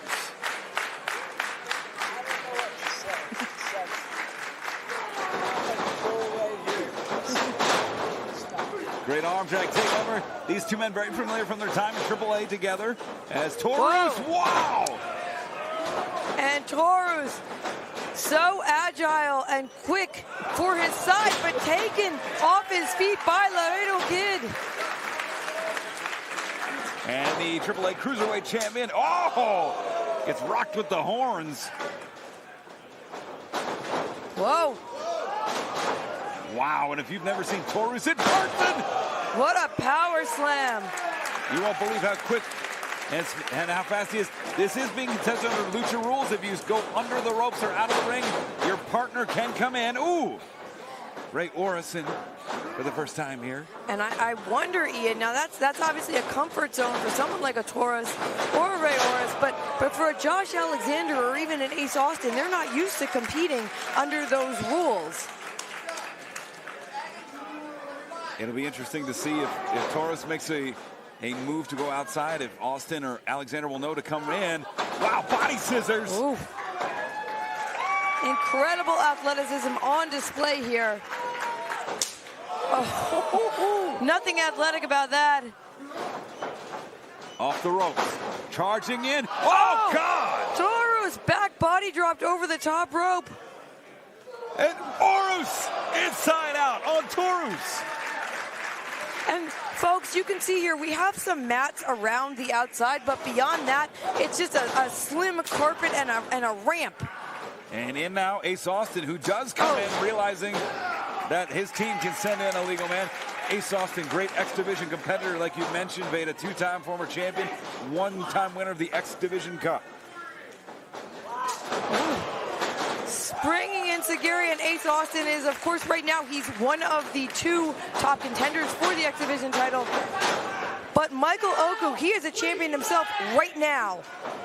Michael Oku, big title defense coming against Impact's Rich Swann on the U.S. versus the World. You'll see that Saturday morning. Veda and I will be calling that action right here from the Fairmount as well. Oh! Huge running knee knee by Oku, and I have watched the rise of Michael Oku in Revolution Pro Wrestling. It's an amazing promotion in England. He is someone who has risen through the ranks to become a champion, but someone on his own championship rise right now is Josh Alexander, #1 contender for the Impact World title, going for that ankle lock, and if he locks it on, well, Michael Oku must have known he needs to get out of it. And big back elbow catches him. It's Alexander corner to corner. Oh, God, he took his head off. Alexander now, butterflying the arm, C4. That's his finishing move, that C4 pile driver. And it's, got caught. Power bomb onto the knee of Josh Alexander. Kerry, did you anticipate seeing this level of action here? Absolutely not. What I've seen so far absolutely baffles science. It's just such a mix. Again, just swatted Laredo Kid out of midair. Ray Horus. Off the ropes, Alexander spins him inside out. Car crash, cross body by Josh Alexander. He is a one-man wrecking crew. And the inevitable Ace Austin Fosbury flop. And sticks the landing. And it's Alexander, and they are working together. Kerry, I didn't think that I would see this.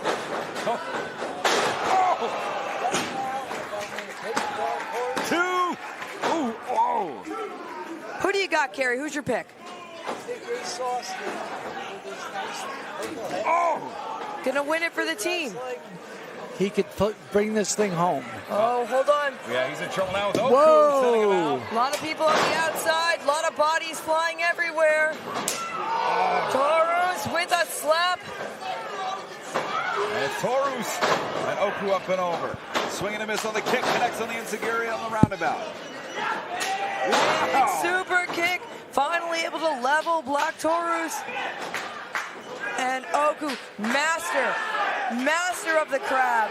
That half crab has pulled out many victories for him all over England, but he's got his Ace Austin's. Oh! Wait a second. Oh, he's got him stacked up. And he likes to go high angle, that hand to wrist grip. Wait, Josh Alexander saw it coming. Up and over. Oh! No way. Gary, he can't do this. There's no way he's gonna get all three, Kerry. It's impossible. I've been watching wrestling for 50 years. I can't see it happen. Triple half crab. Holy That's 1.5 smokes. full crabs. And finally, Josh Alexander able to roll out, but Michael Oku doing his best to hold on. And how did the referee know which man was legal? Shout out to the referee there for counting that pin. Vader, that was like an Alaskan king crab. Good one. The full seafood buffet here at the Super Show, and now it's Josh Alexander and Black Taurus isolating Ray Horus. But wait! Oh! And the thing with these six-man matches is it devolves into chaos rather quickly as Ace Austin goes to the outside. And I think Austin... Whoa! Alexander, though, going for that C4 spike. No! Big power bomb, but what? Pendulum's into the DDT. Ray Horus. Oh! Clearing the ring post. Laredo Kid. Alexander out of the way. Into the corner. And the AAA Cruiserweight Champion. Alexander got posted. Whoa! Kid off the top.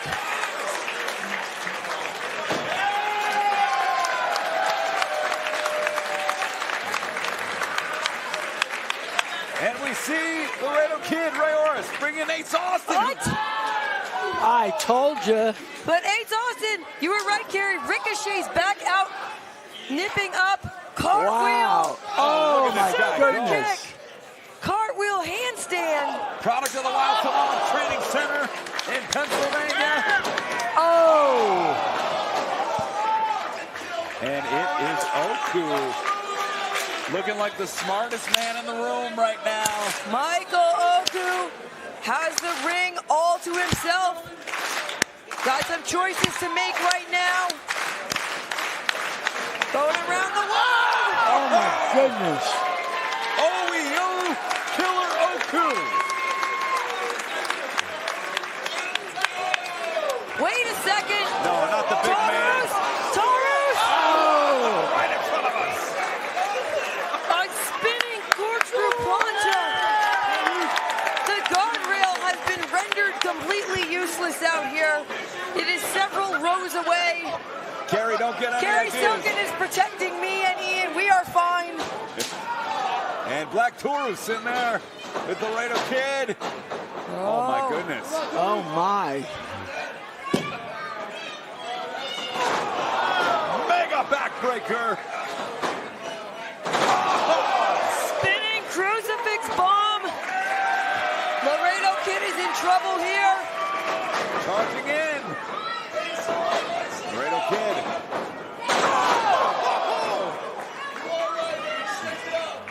DDT Destroyer into a cover, but Alexander there to break it up. Just a 1 count there. And it's Oris and Alexander. The legal men, I believe, are Alexander and Laredo Kid.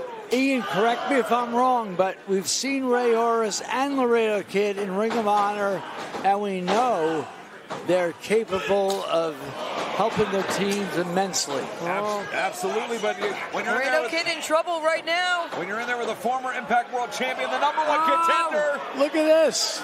stacks them up. Oh my goodness. The strength of Josh Alexander. Forcing the pile driver onto his own teammate. And he just forced Oris to pile drive Laredo Kid. Well, you only need one person up to win.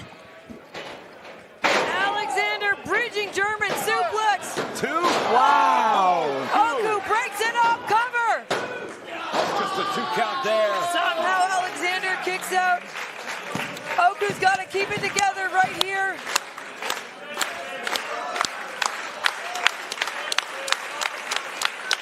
And Ace Austin and Oku shoulder to the midsection here. Ace Austin, now the legal man with Oku. Oh. Drop kicked out of the air by Michael Oku. Oku coming in hot, but Alexander. Keep your eye on Ace Austin. Ace Austin out of the way. Austin. Oh. Pins him down. Hold on to the wrist. Oh. But Oris. Wow. Spanish fly. Hooks the line. 1, 2. Oh. Wow. 2.999. And we are seeing everybody put their paddle to the metal here at WrestleCon. Oris going to the top. Black Taurus. Finding him there. Laredo Kid now in the corner. Slap to the ear. And we're seeing Black Taurus here climbing to the top. But wait, Whoa. Michael Oku, he's ascending as well. Beta, what are they doing? Some construction work is happening here. Josh Alexander, Yeah, he's going to the second Here level comes my inside. dark horse. Ace Austin, Carrie's pick. He's on the outside. Oh, What is... And he has the Look most at this. strategic positioning. Ian, I've never seen. Oh my goodness. Austin pushed off the top rope into the guardrail. Ace Austin might be out. And we just might need Scout's honor on the guardrail at this point. Is Oku. Whoa. Springboard Hurricane Rana to Josh Alexander. And it is Laredo Kid and Black Taurus. Oh, They might hit the ceiling. dangerous territory here. Whoa. Press slam off the top. But Oris following Taurus. Counter. Into the waiting arms of Josh Alexander.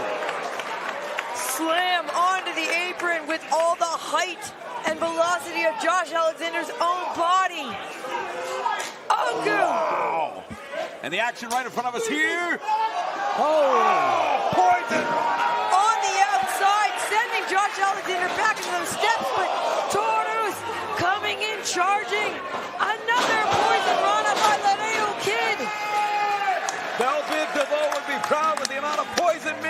connected here as Laredo Kid goes to the top. 450. Connects. Ray Orders. Michael Oku. Wow.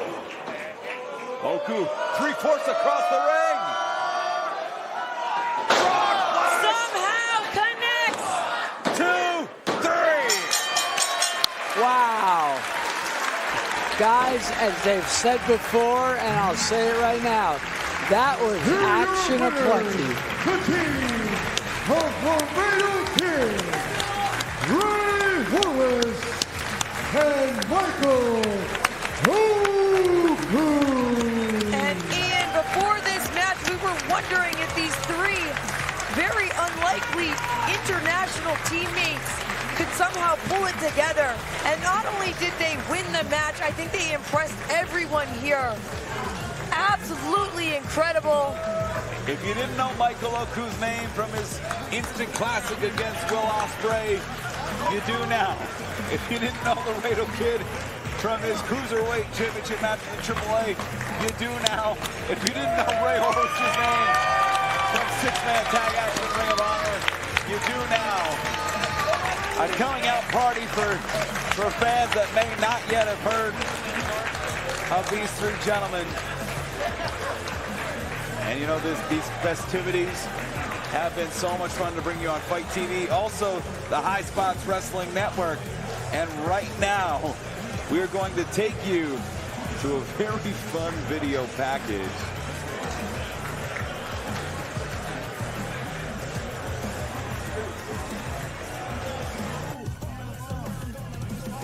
Forever. Don't give up. Fight forever. Don't give up. Fight forever. Fight forever and ever and ever and ever.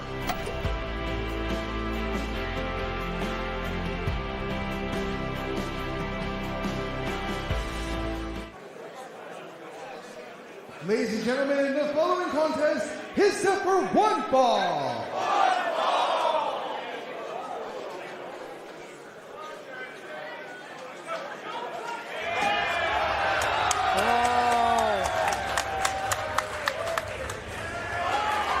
Oh, my. Uh-oh.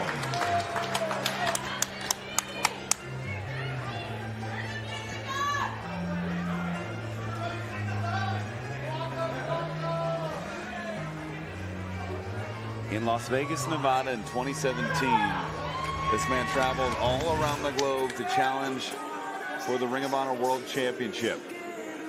Tomorrow night, he will challenge for the Ring of Honor World Television Championship against Rhett Titus.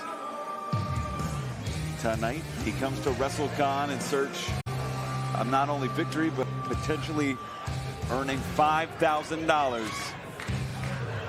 Ian, this guy almost killed me in Vegas. That's absolutely right. A memory I'm trying to forget. And you have seen just in this video package some of his greatest moments. Crowd on their feet here.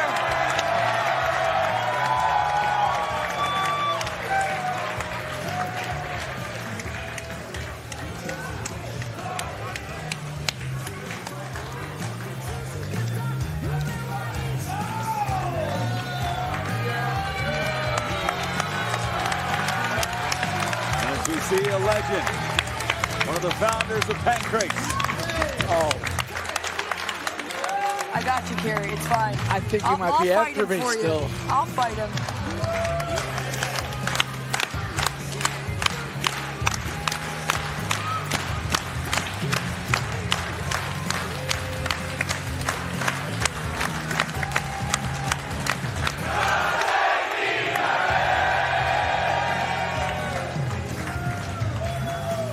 Ladies and gentlemen, please welcome Minoru Suzuki!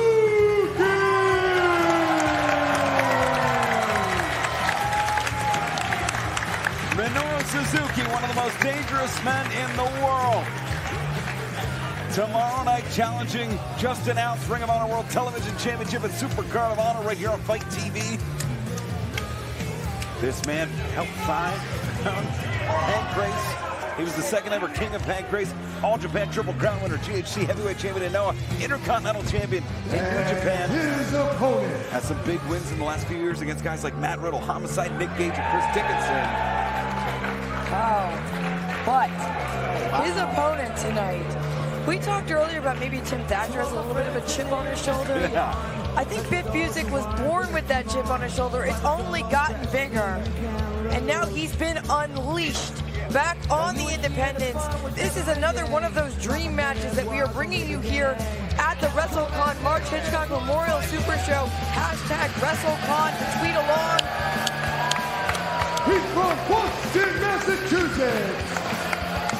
Biff Busick. You see the bandage on his head? I was there earlier today, Ian.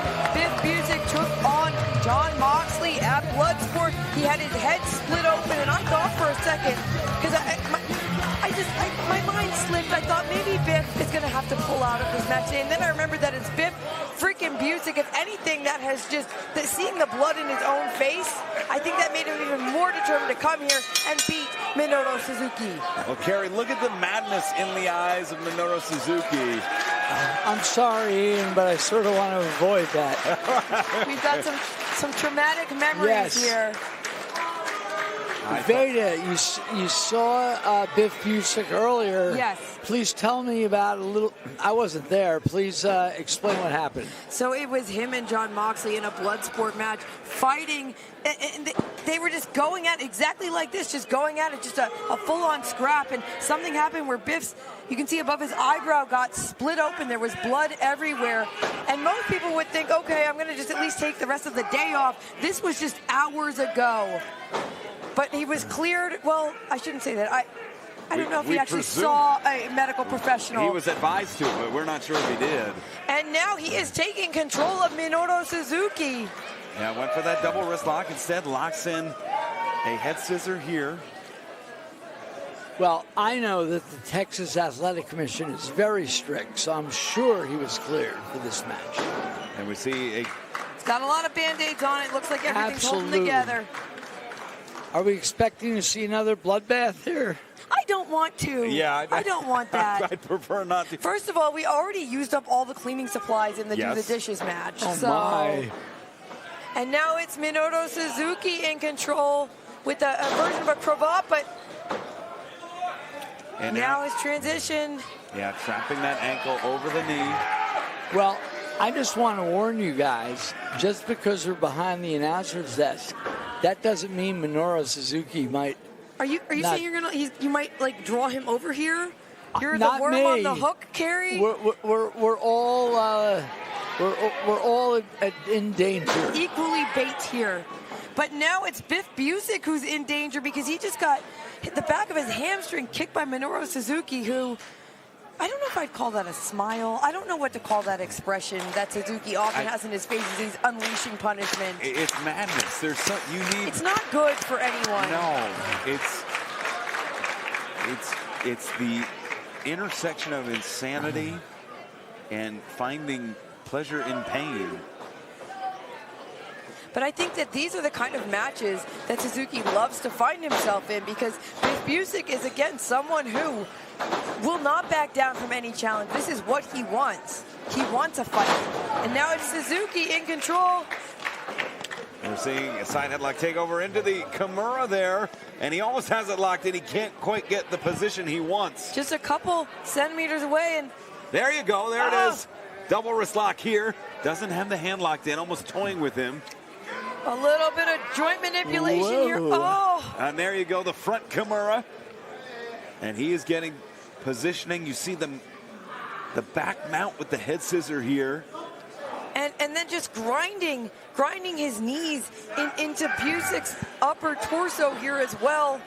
And what I'm noticing here is anytime that arm was moving, Suzuki was actually letting him move the arm and just focusing that movement into a more painful position for Busick.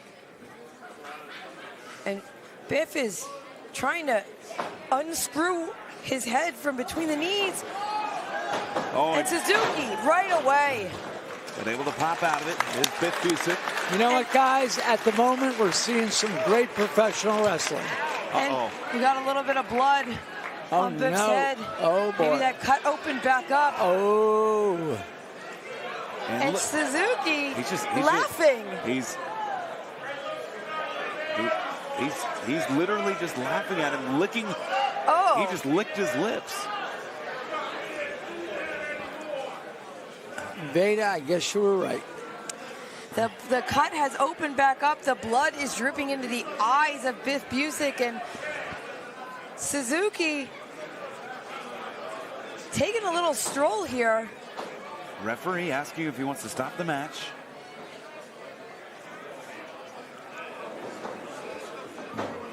And the cut on Busick's head now, if it wasn't a target before, it's a bloody red bullseye now.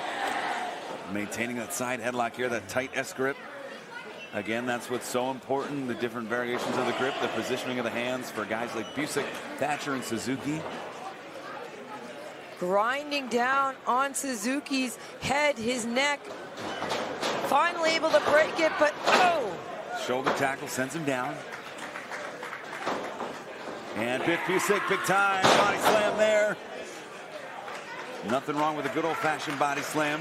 And in a situation like this, it creates some much-needed separation. You want to get away from Suzuki if you can. And you see Suzuki now on the outside, stepping in. Oh, catches him here. Armbar on the ropes. And headstands out of it. Suzuki coming in, grabbing the ankle. And we are right in front of the announced position here. Carrying it under Guys, the table. I'm warning you. And Minoru Suzuki. Oh no.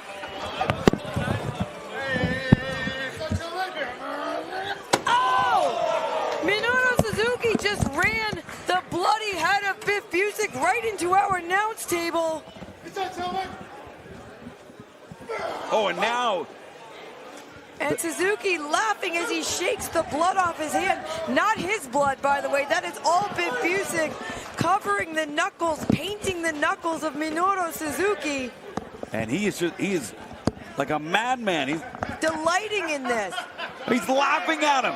He is slapping the blood in the back of the head of Biff Busick here. Oh, God. Busick fighting out, laying a chop, but... An exchange here on the outside. Ooh! European uppercut there. And now they're right in front of us at the announced position.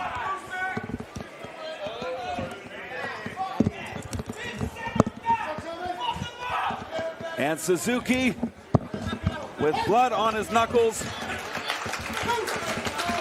trying to get the crowd back into this, letting Busick get back to his feet here. And Busick, he's using the guardrails to get himself up to his feet. And for those at home, I do apologize. We are recalibrating after the action spilled out to the outside. Do you think I think it's safe for us to maybe sit down again. And some unexpected audio issues there.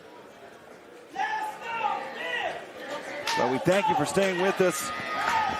Oh, look at that, the elbow into that open wound. We try to plan for everything with these production setups. We do not plan for Minoru Suzuki to use our table as a weapon.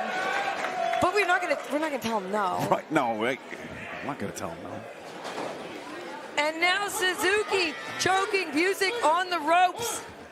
And exposing that blood. And for Suzuki, this is just inspiring him more. Oh, God, he's biting. Oh, my. Biting the open wound. Ian, it's shades of Freddie Blassie. Oh, just disgusting. And if you told me that Suzuki shaved his teeth down like Freddie Blassie, I'd believe it. He's that wild. And Busick in big trouble. This is the most I've ever seen Biff Busick. Most trouble I've ever seen him in. He really hasn't had a chance to come back since that cut opened up early in the match. He got a few strikes and a few chops, but it's really been all Minoru Suzuki. And Suzuki with that small joint manipulation. Oh, Oh, and there's the Kimura. The Kimura locked in. Nowhere to go for Busick. Busick is trapped here. Referee is checking. Our timekeeper is watching, ready to make the call if Busick gives up. And it is locked tight in. Busick, though, still fighting. Oh, no! Oh, my! Oh. And look at the way the elbow is bending, the way the head is trapped, the oxygen escaping the body. Oh. And back to the Kimura. Kimura maintained into a hammerlock. Busick trying to get some movement going, but each movement is caught. Each move is turned into an offensive maneuver, an offensive hold for Suzuki. As again, he just cackles that maniacal laugh, and he's biting the thumb of Biff Busick. Doesn't taste so great. Might be the blood that's covering his hand. And he finally gets to the ropes. Ian, what can Biff Busick even do at this point? Does he need to just give up? Does he just hope to outlast and somehow create an opening? Because at this point, it's all Minoru Suzuki. Well, at this point, I think it's about pride. We know that he had a hard-fought battle earlier today against Jon Moxley. Oh, open hand. Maybe he heard you, Ian. It's about honor. It's about pride. It's about fighting back. It's about standing up for yourself.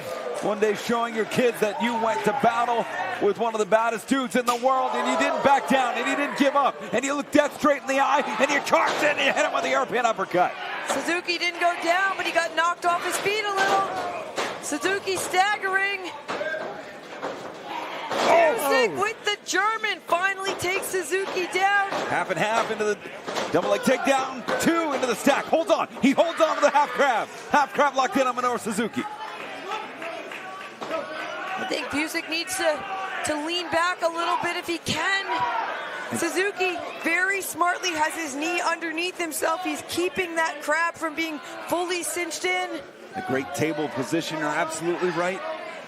As you see, Busick searching for that high angle, the extra pressure. Oh, and he brings it back to the center of the ring. Yeah, I thought Suzuki was going to make a break, but Busick transitioning. Into the STF here. Has the fingers locked. The fingers are locked. Great move by Suzuki to tuck the chin underneath the point of pressure. Yeah. Underneath the bend of the arm. That will prevent the blood and air choke. Suzuki trying again to get to those ropes. He made it. Nice. And Busick breaking the hold at 4.5. Staring in the official's eyes the entire time to let him know that he was not going to break before the 5. Leading back to his feet. Shot right to the breadbasket. It's Suzuki again to the six-pack abs of Biff Busick. Charging in. Snapmare takeover. Suzuki. Cover 2. And every blow to the head is just opening that gash, that cut a little bit deeper for Biff Busick. And when that blood starts to get in your eyes, we talk a lot about blood loss and how that can weaken you. In my opinion, the worst thing is the blood in your eyes. You can't see. You don't know where you are. And Suzuki knows exactly where he is right now. He is urging Biff Busick to fight forever. And now just toying with him. Oh! Some of the loudest shots I've ever heard in my life.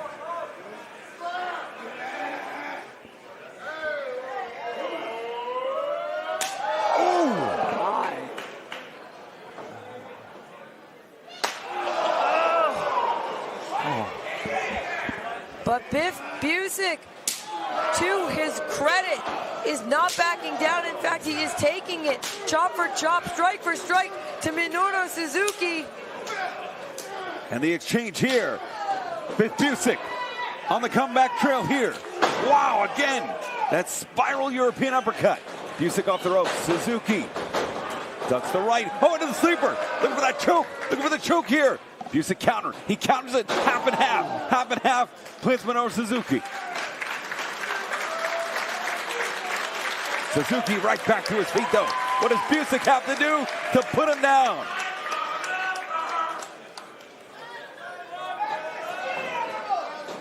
Off the ropes. Oh, and he offered him his back. What a sign of disrespect. Wow. And Busick just crumbled. Official checking. And here going for the choke, spins him out. Look for that Gotch style power driver. Has it.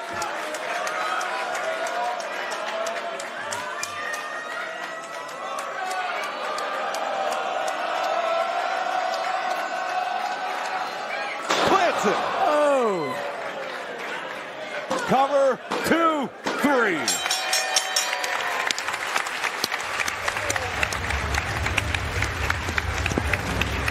Here's your winner, Minoru Suzuki.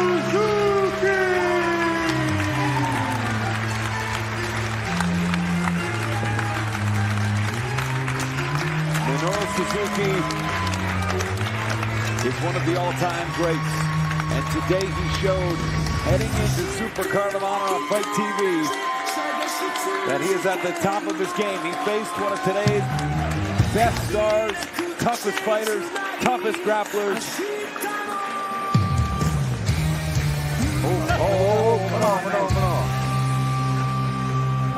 Okay. Oh. The beef has been squashed. We've made amends. The feud is settled. I did not have to fight Minoru Suzuki for Kerry Silken. 5 years in the making. And guys, I just want to thank you so much. The Mark Hitchcock Memorial Show is fabulous. Absolutely incredible. It's so nice to sit here with you guys. And the rest of the show is going to be dandy. And I'll see you guys tomorrow. Thank you for joining us, Gary. We love you.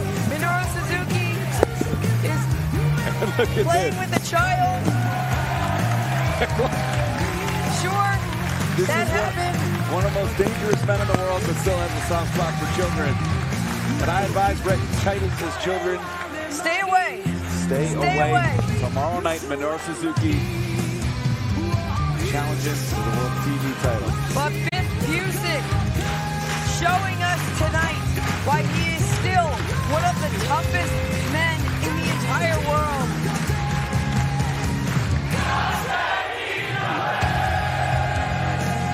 Biff Busick, hell of an effort. And I think it came down to the blood. If I had to call it, I think you were absolutely right, Veda. He was in that match until the blood came down. He came into it at a disadvantage.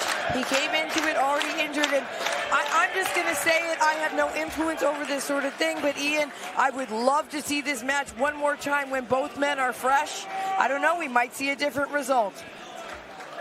The resiliency that we saw out of Biff Busick was nothing short of remarkable, particularly considering the state of the match. Ladies and gentlemen, the following contest is 10-man tag team action featuring Team Onita versus Team PCO.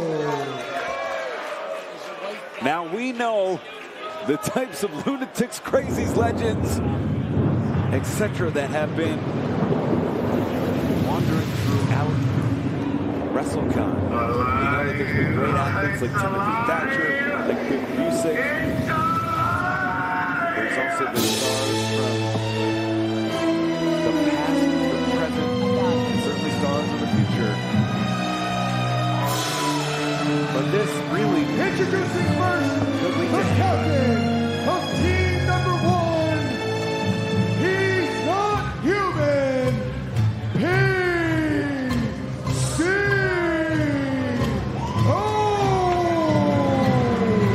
talking about the past, present, and future. PCO exists somewhere outside of all of that. He's sort of shrugged the bonds of physics. He's not quite alive, not quite dead. Just an incredible specimen of, I put this in quotation marks, human. A member of Honor No More and Impact Wrestling, former Ring of Honor World Champion, WWE Tag Team Champion. This man, at over 50 years old, became the oldest man ever to capture the Ring of Honor World Championship. And there's no way. Was PCO no movie selected? It's really him. Here is Hitchcock.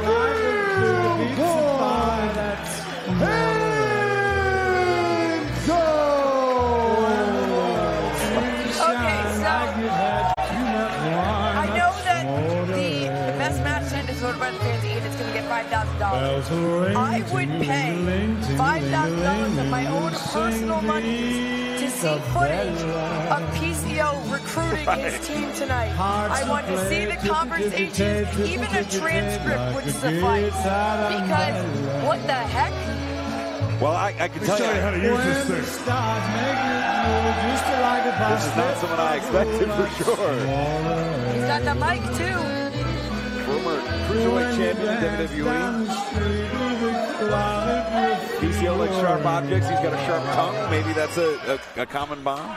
My name is Enzo Amore, and I am a certified G and a bona fide son, and you can't teach that. Bada boom, realest guy in the room. How you doing? Doing pretty good. Thanks for being on my team tonight.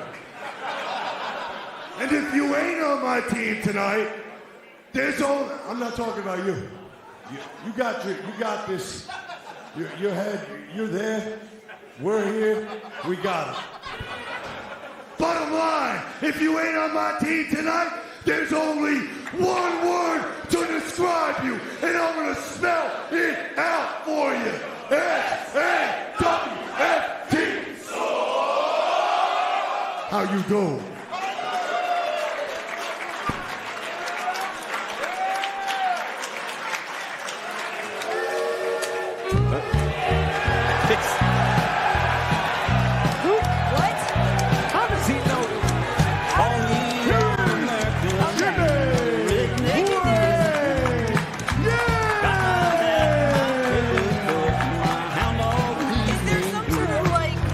Missing email list that we're not on because we aren't former superstars? Is there like is there a group chat that we're not in?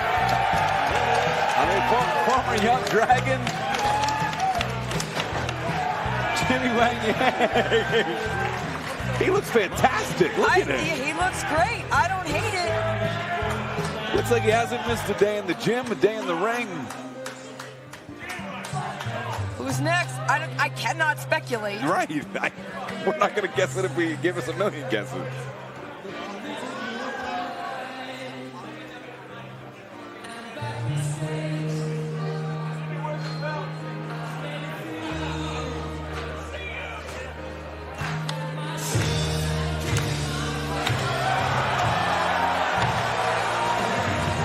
All right, Ian, I give up.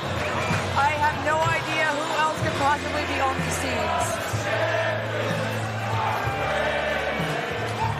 And look at this. Here is Barry Horowitz. Barry Horowitz patting himself on the back. You talk about looking good. This man's ready for another run. He's recently been active. He had a 30-minute banger with Joey Janela just a few weeks ago and making his way to the ring. Barry Horowitz is here. Enzo helping Horowitz into the ring.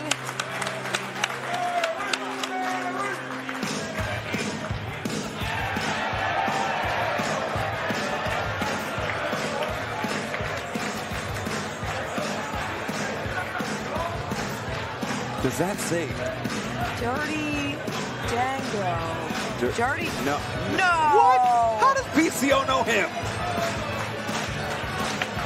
Are they all on the same message board? What are they, do the kids do that? Are they all on the same Discord server? What? Like, okay, so... And rounding out team number 1, Dirty Tango! We got Dirty Tango in the house. Ian, I'm feeling pretty good about my outfit tonight, and your jacket, it's fine. It's fine. We'll let Dango be the judge of that. But what I don't understand is, okay, so when you're in a tag match, sometimes you're in these like big tag matches, lots of teammates. Sure. Eventually, before the match, you have a conversation. You try to put together some sort of strategy. How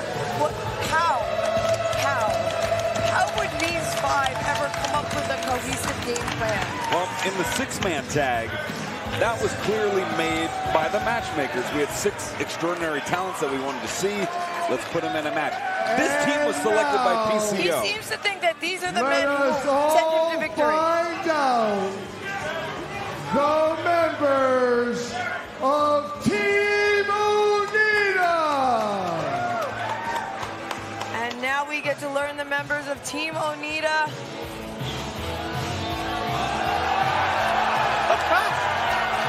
Okay, so I will say this: the Rock and Roll Express legends of tag team wrestling in a match like this, which is a giant tag match. It might be good to have at least 2 people who are on the same page. 6-time NWA World Tag Team Champions. Most recently, just about a year and a half ago, if I'm not mistaken, over at NWA Power. Hey, Billy. Hey, Joe Galley. We love you.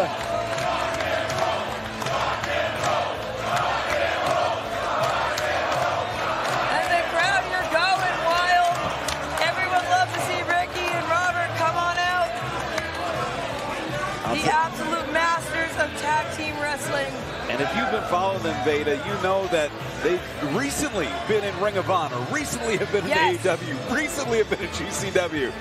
Well, they kind of just took a look at the independent wrestling scene and saw what was going on, and were like, yeah, we can still keep up with these kids, and guess what? They can. That's what's incredible. I see them popping off Canadian destroyers. It's incredible. Ricky and Robert here at #WrestleCon at the Hitchcock Memorial Super Show. Dango looks a little confused. That's all right. And I know okay, this video. Wait. Yeah? Yeah. Is a New Japan star. Okay, so that feels like a really good pick, too. Right. And their partner, the flamboyant Juice Robinson. Now, to be clear, Ian, if I were to try to recruit Juice Robinson to a team, I don't know how I'd contact him because he exists on another planet most of the time. Yes. I don't know if you like... Enzo trying to sort out this mess as well. And Juice Robinson no longer on Twitter, social media, so he's on maybe a different metaphysical plane. I don't know, maybe a letter. The one time I went to Denny's with him in Buffalo, New York. Oh God, yeah! Ian, I feel like you are unfairly biased. You're a former broadcast colleague. Hey, you get one, I get one, right? All right, that's fair. This was my work husband. Colt Cabana in the house. Ian Riccaboni has taken the headset off. He is cheering like a fool for Colt Cabana right now. Oh, he's also in the Dark Order, don't forget.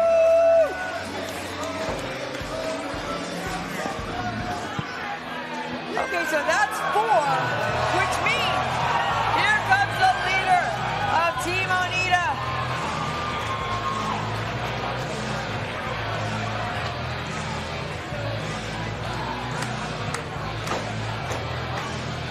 And I gotta be careful here, Ian, because Colt's gonna come back and watch this match. He might critique my performance and try to steal his job back.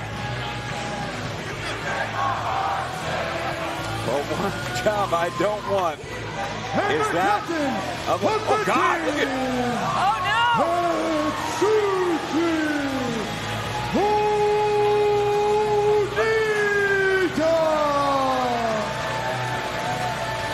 And this building has come completely unglued.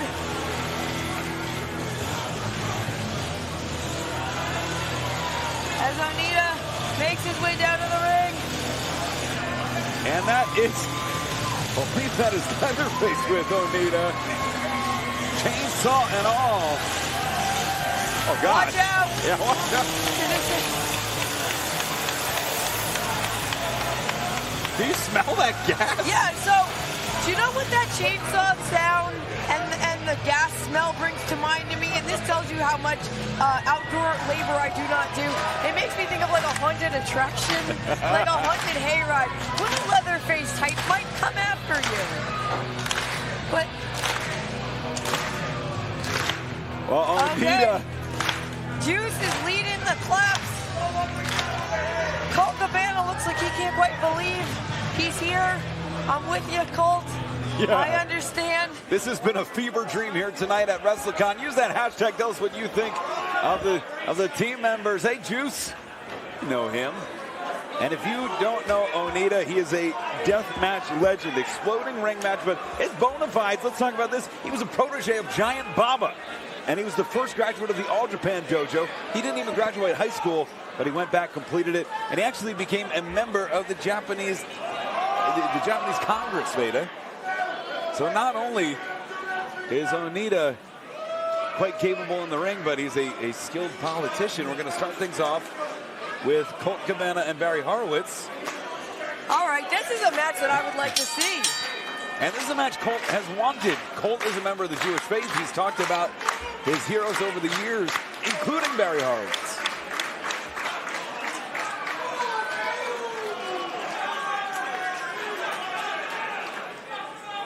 And I think Colt's realizing the gravity of the situation, perhaps.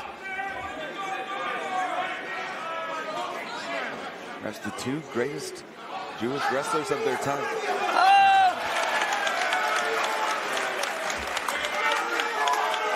Colt Cabana near tears. Barry Horowitz, though. Trying to lock up. Oh, Colt Cabana got the pat on the back by Barry Horowitz.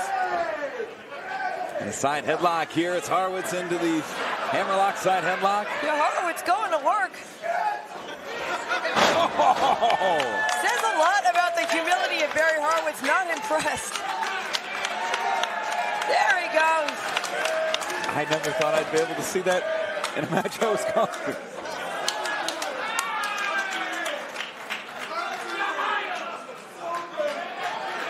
And Colt Cabana, a huge international star in his own right. Just he's rare. I've seen him in front of the biggest wrestlers and Barry Horowitz not impressed by the adulation of Colt Cabana tagging out. Meanwhile, Colt is starstruck. We're going to see Juice Robinson for the first time. And Dirty Dango. Dango eventually removing his shirt. Slowly but surely. Great condition. Little circle Dango. around the nip. I don't know what's happening here. I don't either. And both of these men go back to a time in Florida Championship Wrestling, into the early days of NXT. They've been on the roads together. Absolutely. They've been through it. And now in the ring here in Dallas at the Mark Hitchcock Memorial Super Show. Hammerlock here. Goes under with it into a wrist lock. And it's Juice Robinson taking the high ground, but it's Dirty Dango with a counter into the wrist lock of his own. And Dango, we'd most recently seen him in tag team competition, but Juice Robinson, no stranger himself to being in a tag team. So these two could perhaps function very effectively in a match like this. Yeah, great picks. Juice Robinson, former IWGP Heavyweight Tag Champion, Impact Tag Champion, Sunset Flip and a beauty. Dirty Dango, nowhere to go. Whoa.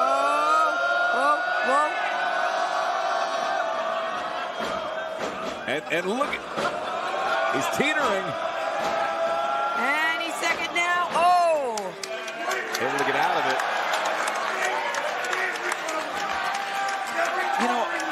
if I look like that, I'd probably do that too. Maybe not, though. Colt Cabana with the assist, using Juice Robinson's face as a weapon. We have a lot of great attractions. Take a look at Jimmy Wang Yang on the apron here. If you can see, he's just laughing because I think he's unclear on what exactly is transpiring here. I mean, I'm almost there as well. I'm trying to make sense of this all too, Beta. I have no idea what's going on. Enzo on the ground here.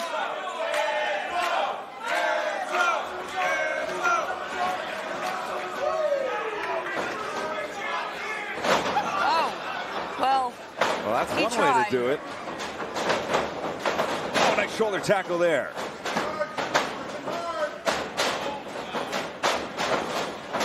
And, nice drop to hold from Enzo, former WWE Cruiserweight Champion. And now into the corner. And a tag for the first time.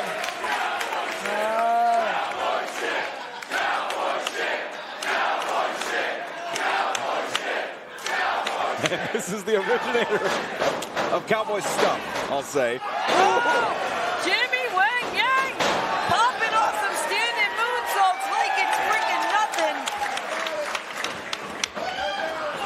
And Veda, I'm going to ask the hard-hitting questions again. Why is Jimmy Wang Yang not in professional wrestling right now in a major television company? He's making a case for it right here. We can always use another cowboy on TV, I say. The studs and spurs, the tight jeans.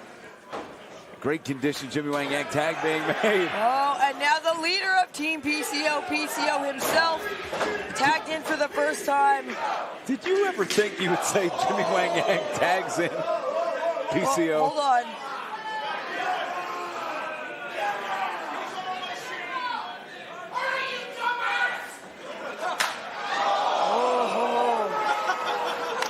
Just broken his hand. You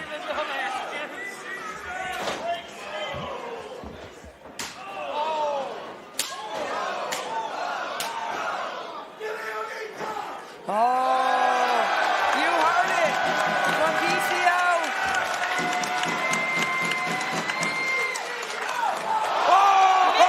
Right to the eyes. PCO toss to the outside. Onita following. And here on the outside, sends him down on the mat. It's Onita. The mist has stunned PCO, and he is beat red. Into the guardrail. Onita with a chair. Not a folding chair, by the way. That's just a good old-fashioned venue chair, just tossing it. Oh, PCO going for a ride into the railing.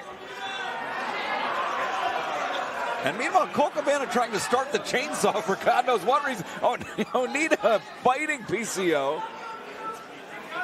Back into the ring here, I think. And he is PCO's paint on his chin. Onita tags in Ricky Morton, which of course is what we were all thinking coming in to this weekend last year. That we would see, Onita and his good personal friend and teammate, Ricky Morton. Yes, exactly. The Rock and Roll Express taking on the Rock and Roll Express at PCO isolated. What? And now Enzo in the ring again. Excuse me, what? And Enzo with the attack on Robert Gibson. PCO, hand around the throat of Ricky Morton. Into the corner. We got Juice and Colt on the outside. And PCO looks like he might have inhaled that mist. That chest and mouth of PCO just covered in red. Into the corner, Jimmy Wang Yang holding Ricky Morton in place. With the assist, a little bit of teamwork here. Dango tagged in. And I said about Jimmy Wang Yang, why isn't Dirty Dango on national television? This guy looks like $1 million. And right now, Well, well, maybe that's why. Grinding on the head of a legendary professional wrestler. Again, folks, we're just calling it as we see it here for this particular match. We cannot be held accountable for anything that we say because it's just things are happening in front of us. We don't know. It's chaos. It's beautiful. It's professional wrestling. It's bad news for Enzo, though. He just took the full shoulder on that post. And this might be the opening that Ricky Morton needs. Rolling through, makes the tag. To Robert Gibson. I always want to say that. And pandemonium breaking loose here. It's Robert Gibson and Enzo. Juice Robinson and Jimmy Wang Yang. Onita and PCO. We got Juice setting up Enzo. Juice tagged in. And has Enzo. And now a double Irish whip. Wait a second. Enzo was trying to hold on, but... Oh, big senton there. Cabana. All these jabs, these Larry Holmes style jabs. Oh, left hand from God. And Cole Cabana directing traffic for his team, but didn't see PCO coming. Which I believe PCO might have been the legal man that whole time. I think he made a tag to the back of Enzo. Oh. Juice on the outside alongside Jimmy Wang Yang. Oh! Flipping dive onto Cole Cabana. And this monster at over 50 years old with no regard for his body. Just taking a head-first dive onto Juice Robinson. Ricky and Robert, they can't believe what they're seeing. Jimmy Wang Yang is in shock. Dirty Dango, Barry Horowitz, he looks ready to walk out. This is not what he signed up for. Well, PCO. All right, Barry Horowitz, no, he's back in the game. He's cheering on PCO. PCO up top, flipping senton, he nailed it. Finally. Hits it on Juice Robinson. He might have tried that move maybe 50 or 100 times when I was in Ring of Honor, never hit it. Connects here on Juice Robinson. Amazing. Cover. Hooks the leg. Ricky Morton breaking up the pin.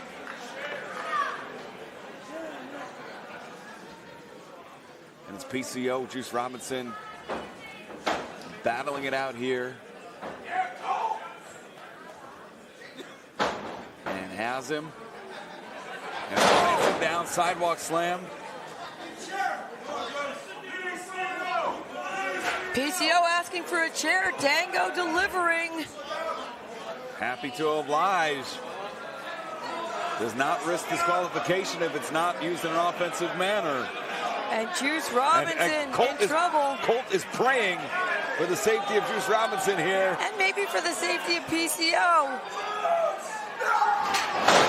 Nobody home. Juice Robinson out of the way. Onita back in the ring. And Onita, those quick kicks. Taking the boots.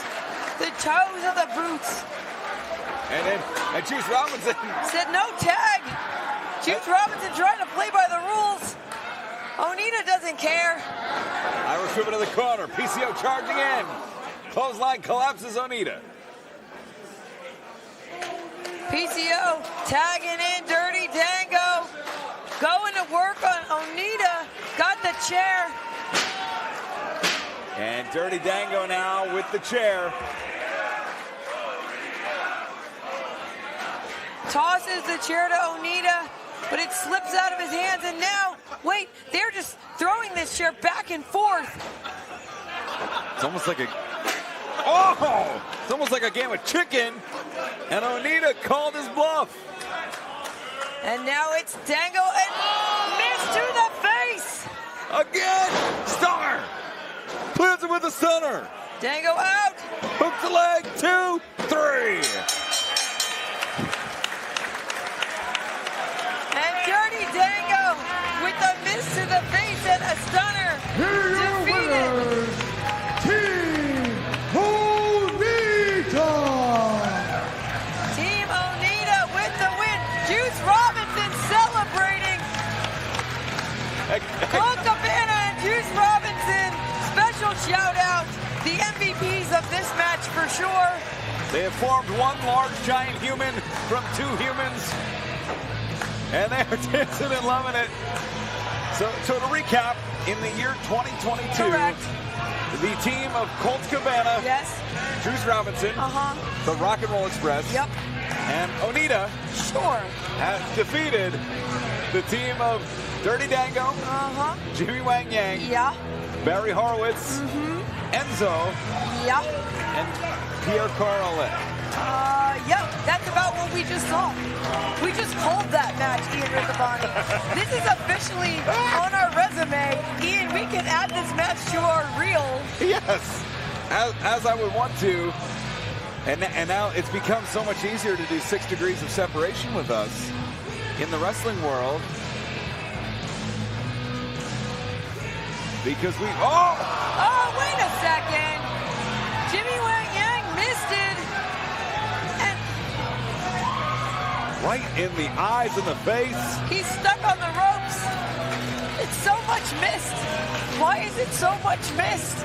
Where does it keep coming from? And now Onita, for some reason, going to work on poor Jimmy Wang Yang. Yeah, oh no, not He's the done change. nothing. He was just trying to win the match. He might have been the only wrestler in the match to wrestle a completely clean match trying to win the match. Jimmy Wang Yang on the ground. Fallen victim to Onita.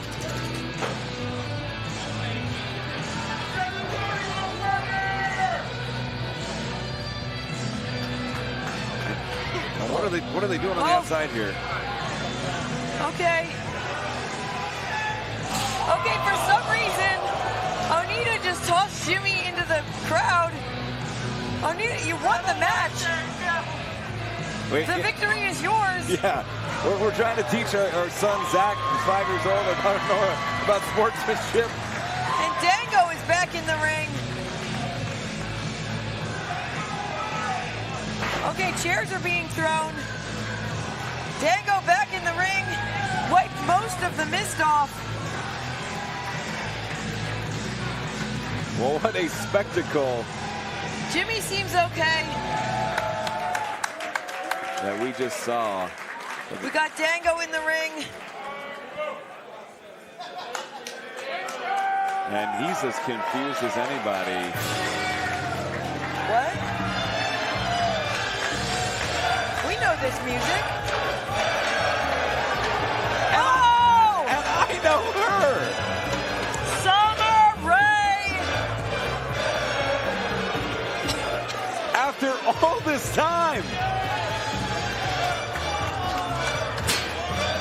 Coming to the ring. Her former partner in crime and in dance. It's Dango and Summer Rae together again.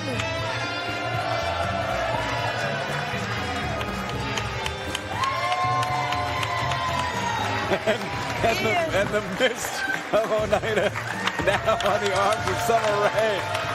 The surprises do not stop here at the Mark Hitchcock Memorial Super Show. Dirty Dango lost the match, but won back the heart of Summer Rae.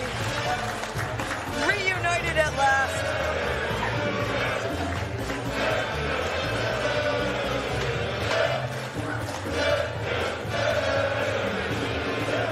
An amazing moment indeed. And thus far, in the past, I would say half an hour, this is the only thing that makes sense to me. And I love that. I love that for us. It really is true. This is the only thing that makes any modicum of sense in my mind. What a night it has been so far. Dango and Summer Rae dancing off into the sunset. Well, it's actually well past sunset here. Right. We're going on midnight. It's about to be tomorrow. And it's also about to be our main event here, I believe. It is, but before we get to that, we want to shout out our sponsor, Whatnot.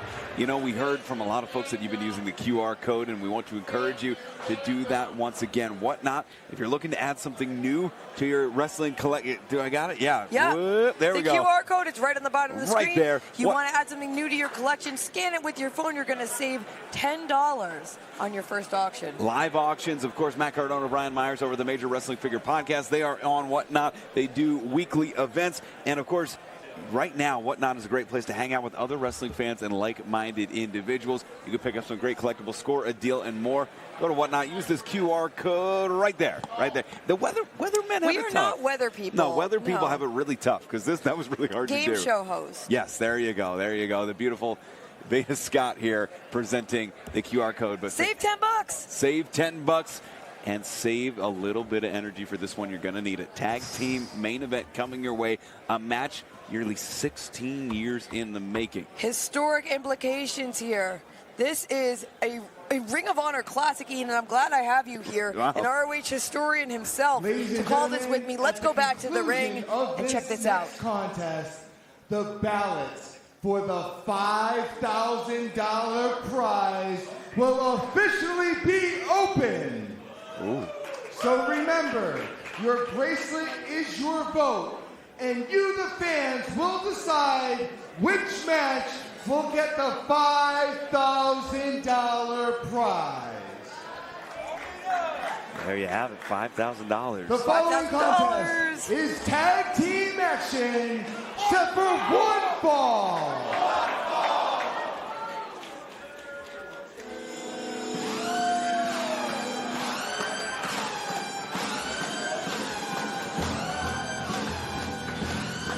You cannot tell the story of Ring of Honor without mentioning the four men that you will see here tonight.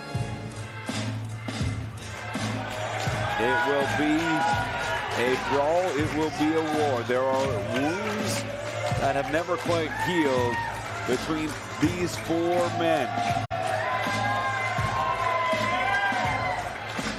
Former Ring of Honor World Champion, a man who put Ring of Honor on his back on multiple occasions, saved the company from CZW. The notorious 187 Homicide!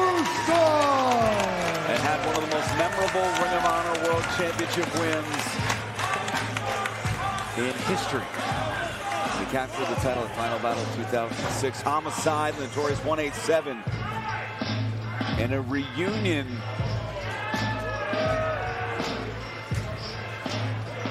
with this man, the very first Ring of Honor World Champion. So much history in this ring, in this match. And Homicide is someone who every time you think maybe he's done, he just revitalizes himself. He puts himself back into a main event picture. And low-key is someone who has managed to keep himself relevant. The professional Continues to reinvent himself, keep himself in tip-top shape. Stay relevant, stay dangerous. One of the most feared men in professional wrestling. His reputation precedes him wherever he goes. Low-key here tonight, teaming up with Homicide once again. And the Rottweilers represented well in this tag team main event. In the history of Ring of Honor, Homicide has stood across the ring from one or both of the Briscoes 21 times. The match we're about to see here has taken place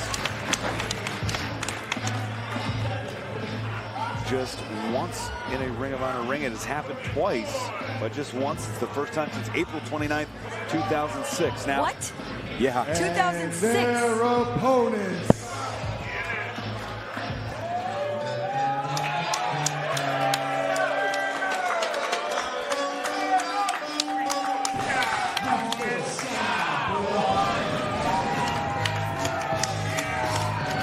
And as we hear Leonard Skinner, as we saw Sandy Fork, Delaware, we now see the 12th-time Ring of Honor. Fighting out of Sandy Fork, Delaware,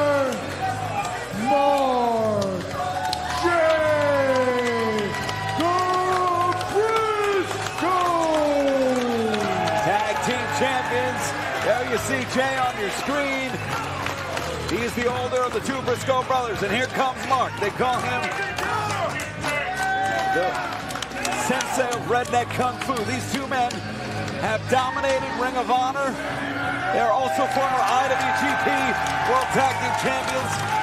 Everywhere they go, they have been successful. They've been called out as of late by FTR. FTR has said they have never left Ring of Honor. They've never left Sandy Fork. Their reputation indicates otherwise. That's a dream match that we're seeing tomorrow night on Supercard. But to get there, we go through this amazing dream match first.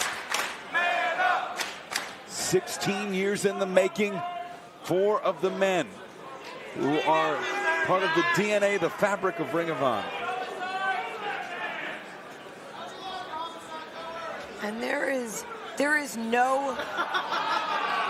no backing down for either team here, because honestly, the Rottweilers, when you look at the individuals, Homicide and Low Key, they thrive on intimidation. They're used to being able to intimidate their opponents. The Briscoes, the same thing. There's a level of just mystique and allure and danger that comes in a match like this. But in this situation, neither team can rely on that, because they're 4 of the toughest individuals in all of professional wrestling. I don't envy our official tonight trying to keep this together. 3 out of the 4 men have been Ring of Honor World Champions, including both of the Rottweilers. Jay Briscoe, of course, former 2-time Ring of Honor World Champion in his own right. Talk about tag team successes. Homicide recently, for the first time, a Ring of Honor World Tag Team Champion with Chris Dickinson.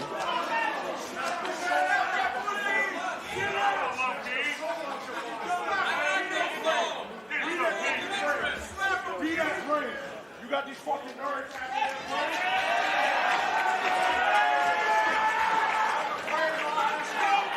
And as we sort things out here, tensions are high in the bell. This match has not even started yet. Thank you.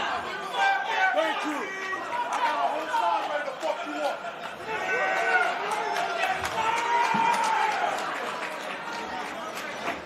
Jay and Mark, they are the reigning Ring of Honor World Tag Team Champions. Those titles on the line. Another dream match tomorrow night against FTR. But this one, there's magic in the air for this clash of these Ring of Honor pillars in the main event of the Mark Hitchcock Memorial Super Show.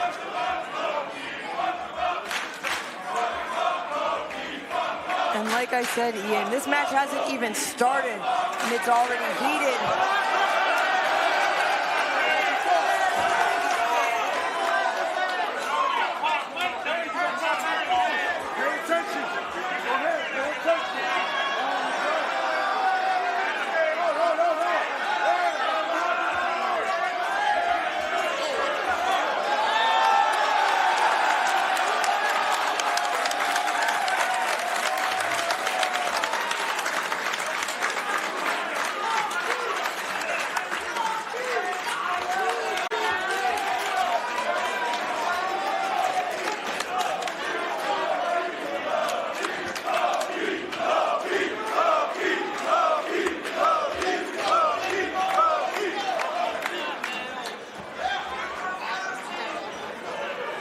And in all the madness, Homicide just paces back and forth with a little bit of a snicker on his face. Yeah, you know, Homicide is someone who has, you know, for as dangerous as he can be. Hold on, you got a microphone.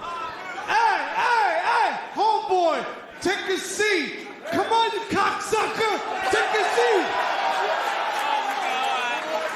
You bitch ass waker, come on.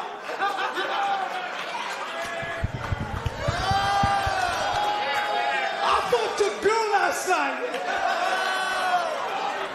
And she had about pussy. And again, this match has yet to get underway. Haven't even reached midnight. I don't know if we're allowed to say that. Nope, it's 11:59. I don't know if we're allowed to say that after midnight. Look, I know you guys didn't come here for a shit show. Bring your punk ass back over to the front row and sit down. Headset, put him in the front row right now. I got the mic. You better bring his ass Sit his ass down in the front row, right there.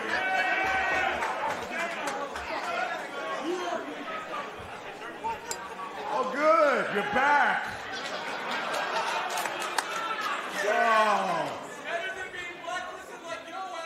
Oh. Blacklisted like my ass, but I'm the one in the ring fucking people up while you're paying to watch.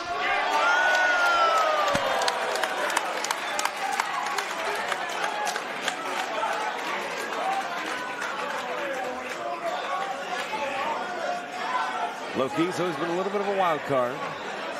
And Jay and Mark Briscoe, this entire time, they've just been sitting in their corner. They're ready for a fight. Like you said, they have some huge matches, this one included, over the course of the weekend, and they cannot afford to let themselves slip at all. They need to stay focused. They need to stay focused on their opponents, and I think that's exactly what they're doing. And I never thought I would say that Mark Briscoe is the focused one in a match. But it's what we're seeing now. Tying up with Low-Ki. You see Low-Ki getting that center of gravity, but the nice go behind there. Looking for a way to break the wrist lock as Low-Ki. He does. He gets it with a double wrist lock here. And take nothing away from Low-Ki despite that spat there. Great accomplishment. Point of the elbow. Able to leverage the shoulder into the mat. It is Mark Briscoe now going to work. Point of the elbow in the back of the neck, the nape of the neck. Low-Ki makes it back to his feet here. Wrist lock arm wringer. And rolling through, and that's the familiarity. That is where Mark knew it was more dangerous to hold on to the wrist as Low-Ki attempted to go to work than to just let it go. Squaring up again. Now forcing Low-Ki all the way up onto the top turnbuckle is Mark Briscoe. But wait, look at that. Wait, maybe Low-Ki was actually baiting Briscoe into that hanging armbar. Certainly was. And we'll lock it in. Why are you so quiet? You know, at some point, this distraction may adversely affect the outcome of the match for the Rottweilers. I mean, at this point, we know anger does fuel some individuals, including Low-Ki, including Homicide, but if you're focused, the focus, as you mentioned, Bate, is the operative word. The Briscoes are focused. The Briscoes are locked in. In the end, you're going to win the match in between the ropes. The match is not with the fans here on the outside. No matter how agitated you get, even if it does fuel you, it's a match between the Rottweilers and the Briscoes. That's what needs to happen. And Low-Ki needs to keep pulling off maneuvers like that and stay focused on Jay and on Mark. Across the chest. Now into the corner, up and over. Low-Ki fires in, blocks it. And the master of redneck kung fu, Mark Briscoe. Straight from Sandy Fork, Delaware. Across the chest, Low-Ki. Side headlock here. Now off the ropes. Tag made. Catches the arm. It's Jay Briscoe. Full head of steam. Trademark double team maneuvers by the Briscoes. And Ian, you have called more Briscoes matches than probably practically anyone. You know these moves, you know these strategies, you know the cohesiveness of these brothers. Inside and out, it is. Low-Ki has taken the ring bell. And I've watched the tapes, I've watched the DVDs. The Rottweilers are going to try and create diversions and distractions. And they may try and use the chair, or they might just introduce it to get, again, the focus away from the match. Okay, the bell is back with our timekeeper, Jay Briscoe, asking for a microphone. Yo, y'all sure y'all want to play like this? Y'all want to throw these chairs in like this? Y'all sure? With us? Hey, I mean, shit, if they won't play like that, I got an idea. Well, y'all say we make this shit a no disqualification match. No DQ. No DQ. DQ. No DQ. No DQ. No DQ. Hey, do you want a no DQ match? Come on. Lou Naughton, do you want a no DQ match? Yeah? No DQ? Well, fuck you, Texas, you get a shit. Oh, come on. And Homicide, under the guise of just not wanting to appease the fans, has denied the Briscoes' request to make the no DQ. But I have to say, spicy drop kick I gotta there. wonder if maybe Homicide realized as he saw the fury in Jay and Mark's eyes what a mistake it would be. And Mark Briscoe cannonball to the outside.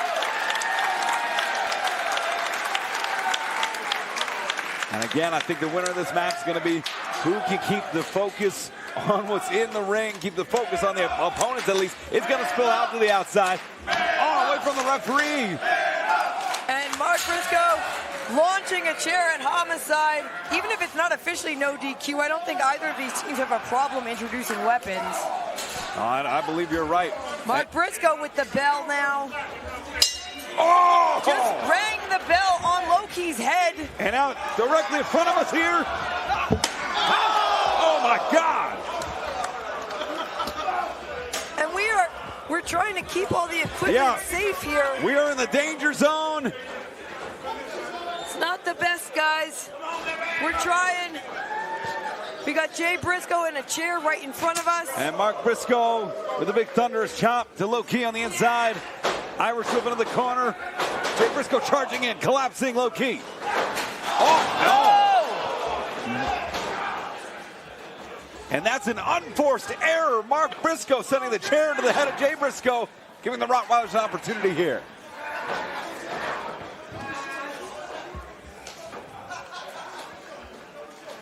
And the Rottweilers have zeroed in on Jay Briscoe, isolating him from his brother. There's a cover. 2 count there. And you can see in the corner, Mark Briscoe keeps trying to get back up on the apron, and Homicide just knocked him back down. Shot to the midsection there. Homicide delivering to the solar plexus. Elbow to the head of Mark Briscoe. Now, Irish whip into the chair again. No disqualification at risk for that particular maneuver. It was not used as an offensive weapon. Happened to be ringside, inside the ring there. I mean, at this point in the proceedings, if I'm the official, you got to call it relax. I don't want to rules. disqualify the Rottweilers. No, I don't want to deal with that. And you see low key here, delivering a shot onto Jay Briscoe.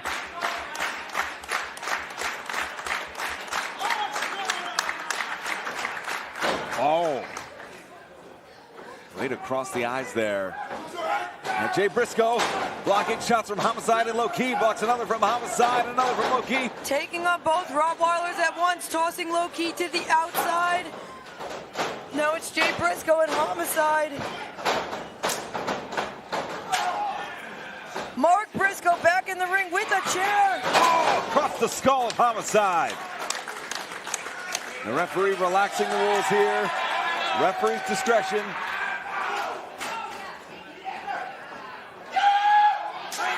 Wow, across the jaw of Homicide. And a Iconoclasm on Homicide. Hooks the leg, 2, and just a 2 count there. Homicide kicks out, but Mark Briscoe looks like he has a plan here.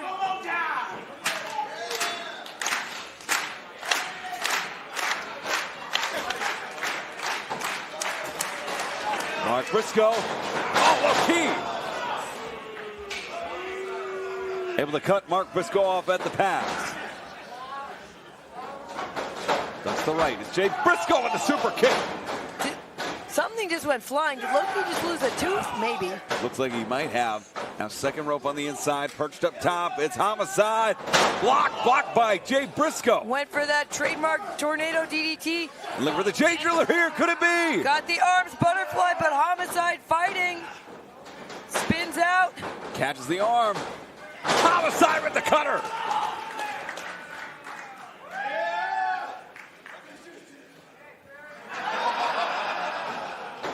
Off the ropes.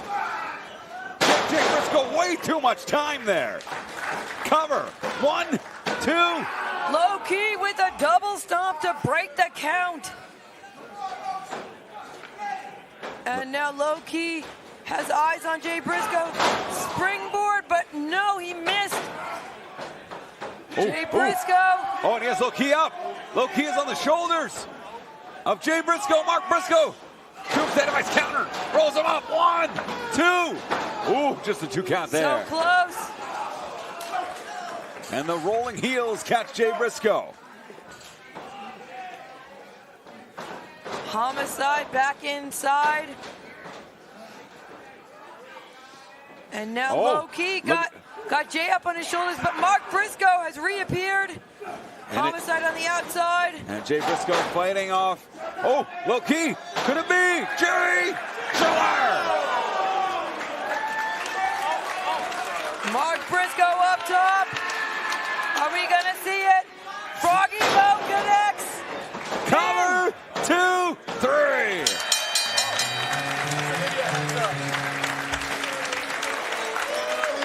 Here are your winners, Game Boys, the Briscoes. What a main event here in Dallas, Texas. And Ian Riccaboni in the year 2022. We just saw Jay and Mark Briscoe defeat the Rottweilers here at the Mark Hitchcock Memorial Super Show. What a night. What a night indeed. Fans, we thank you so much for joining us. The Briscoes head to Super Card of Honor, the Ring of Honor World Tag Team Champions. They will take on FTR in a dream match. And fans, we want to thank you so much for joining us here. Enjoy all the rest of the great WrestleCon events. And Veda Scott, I'm Ian Riccaboni. Thanks for joining us. Happy wrestling, everybody.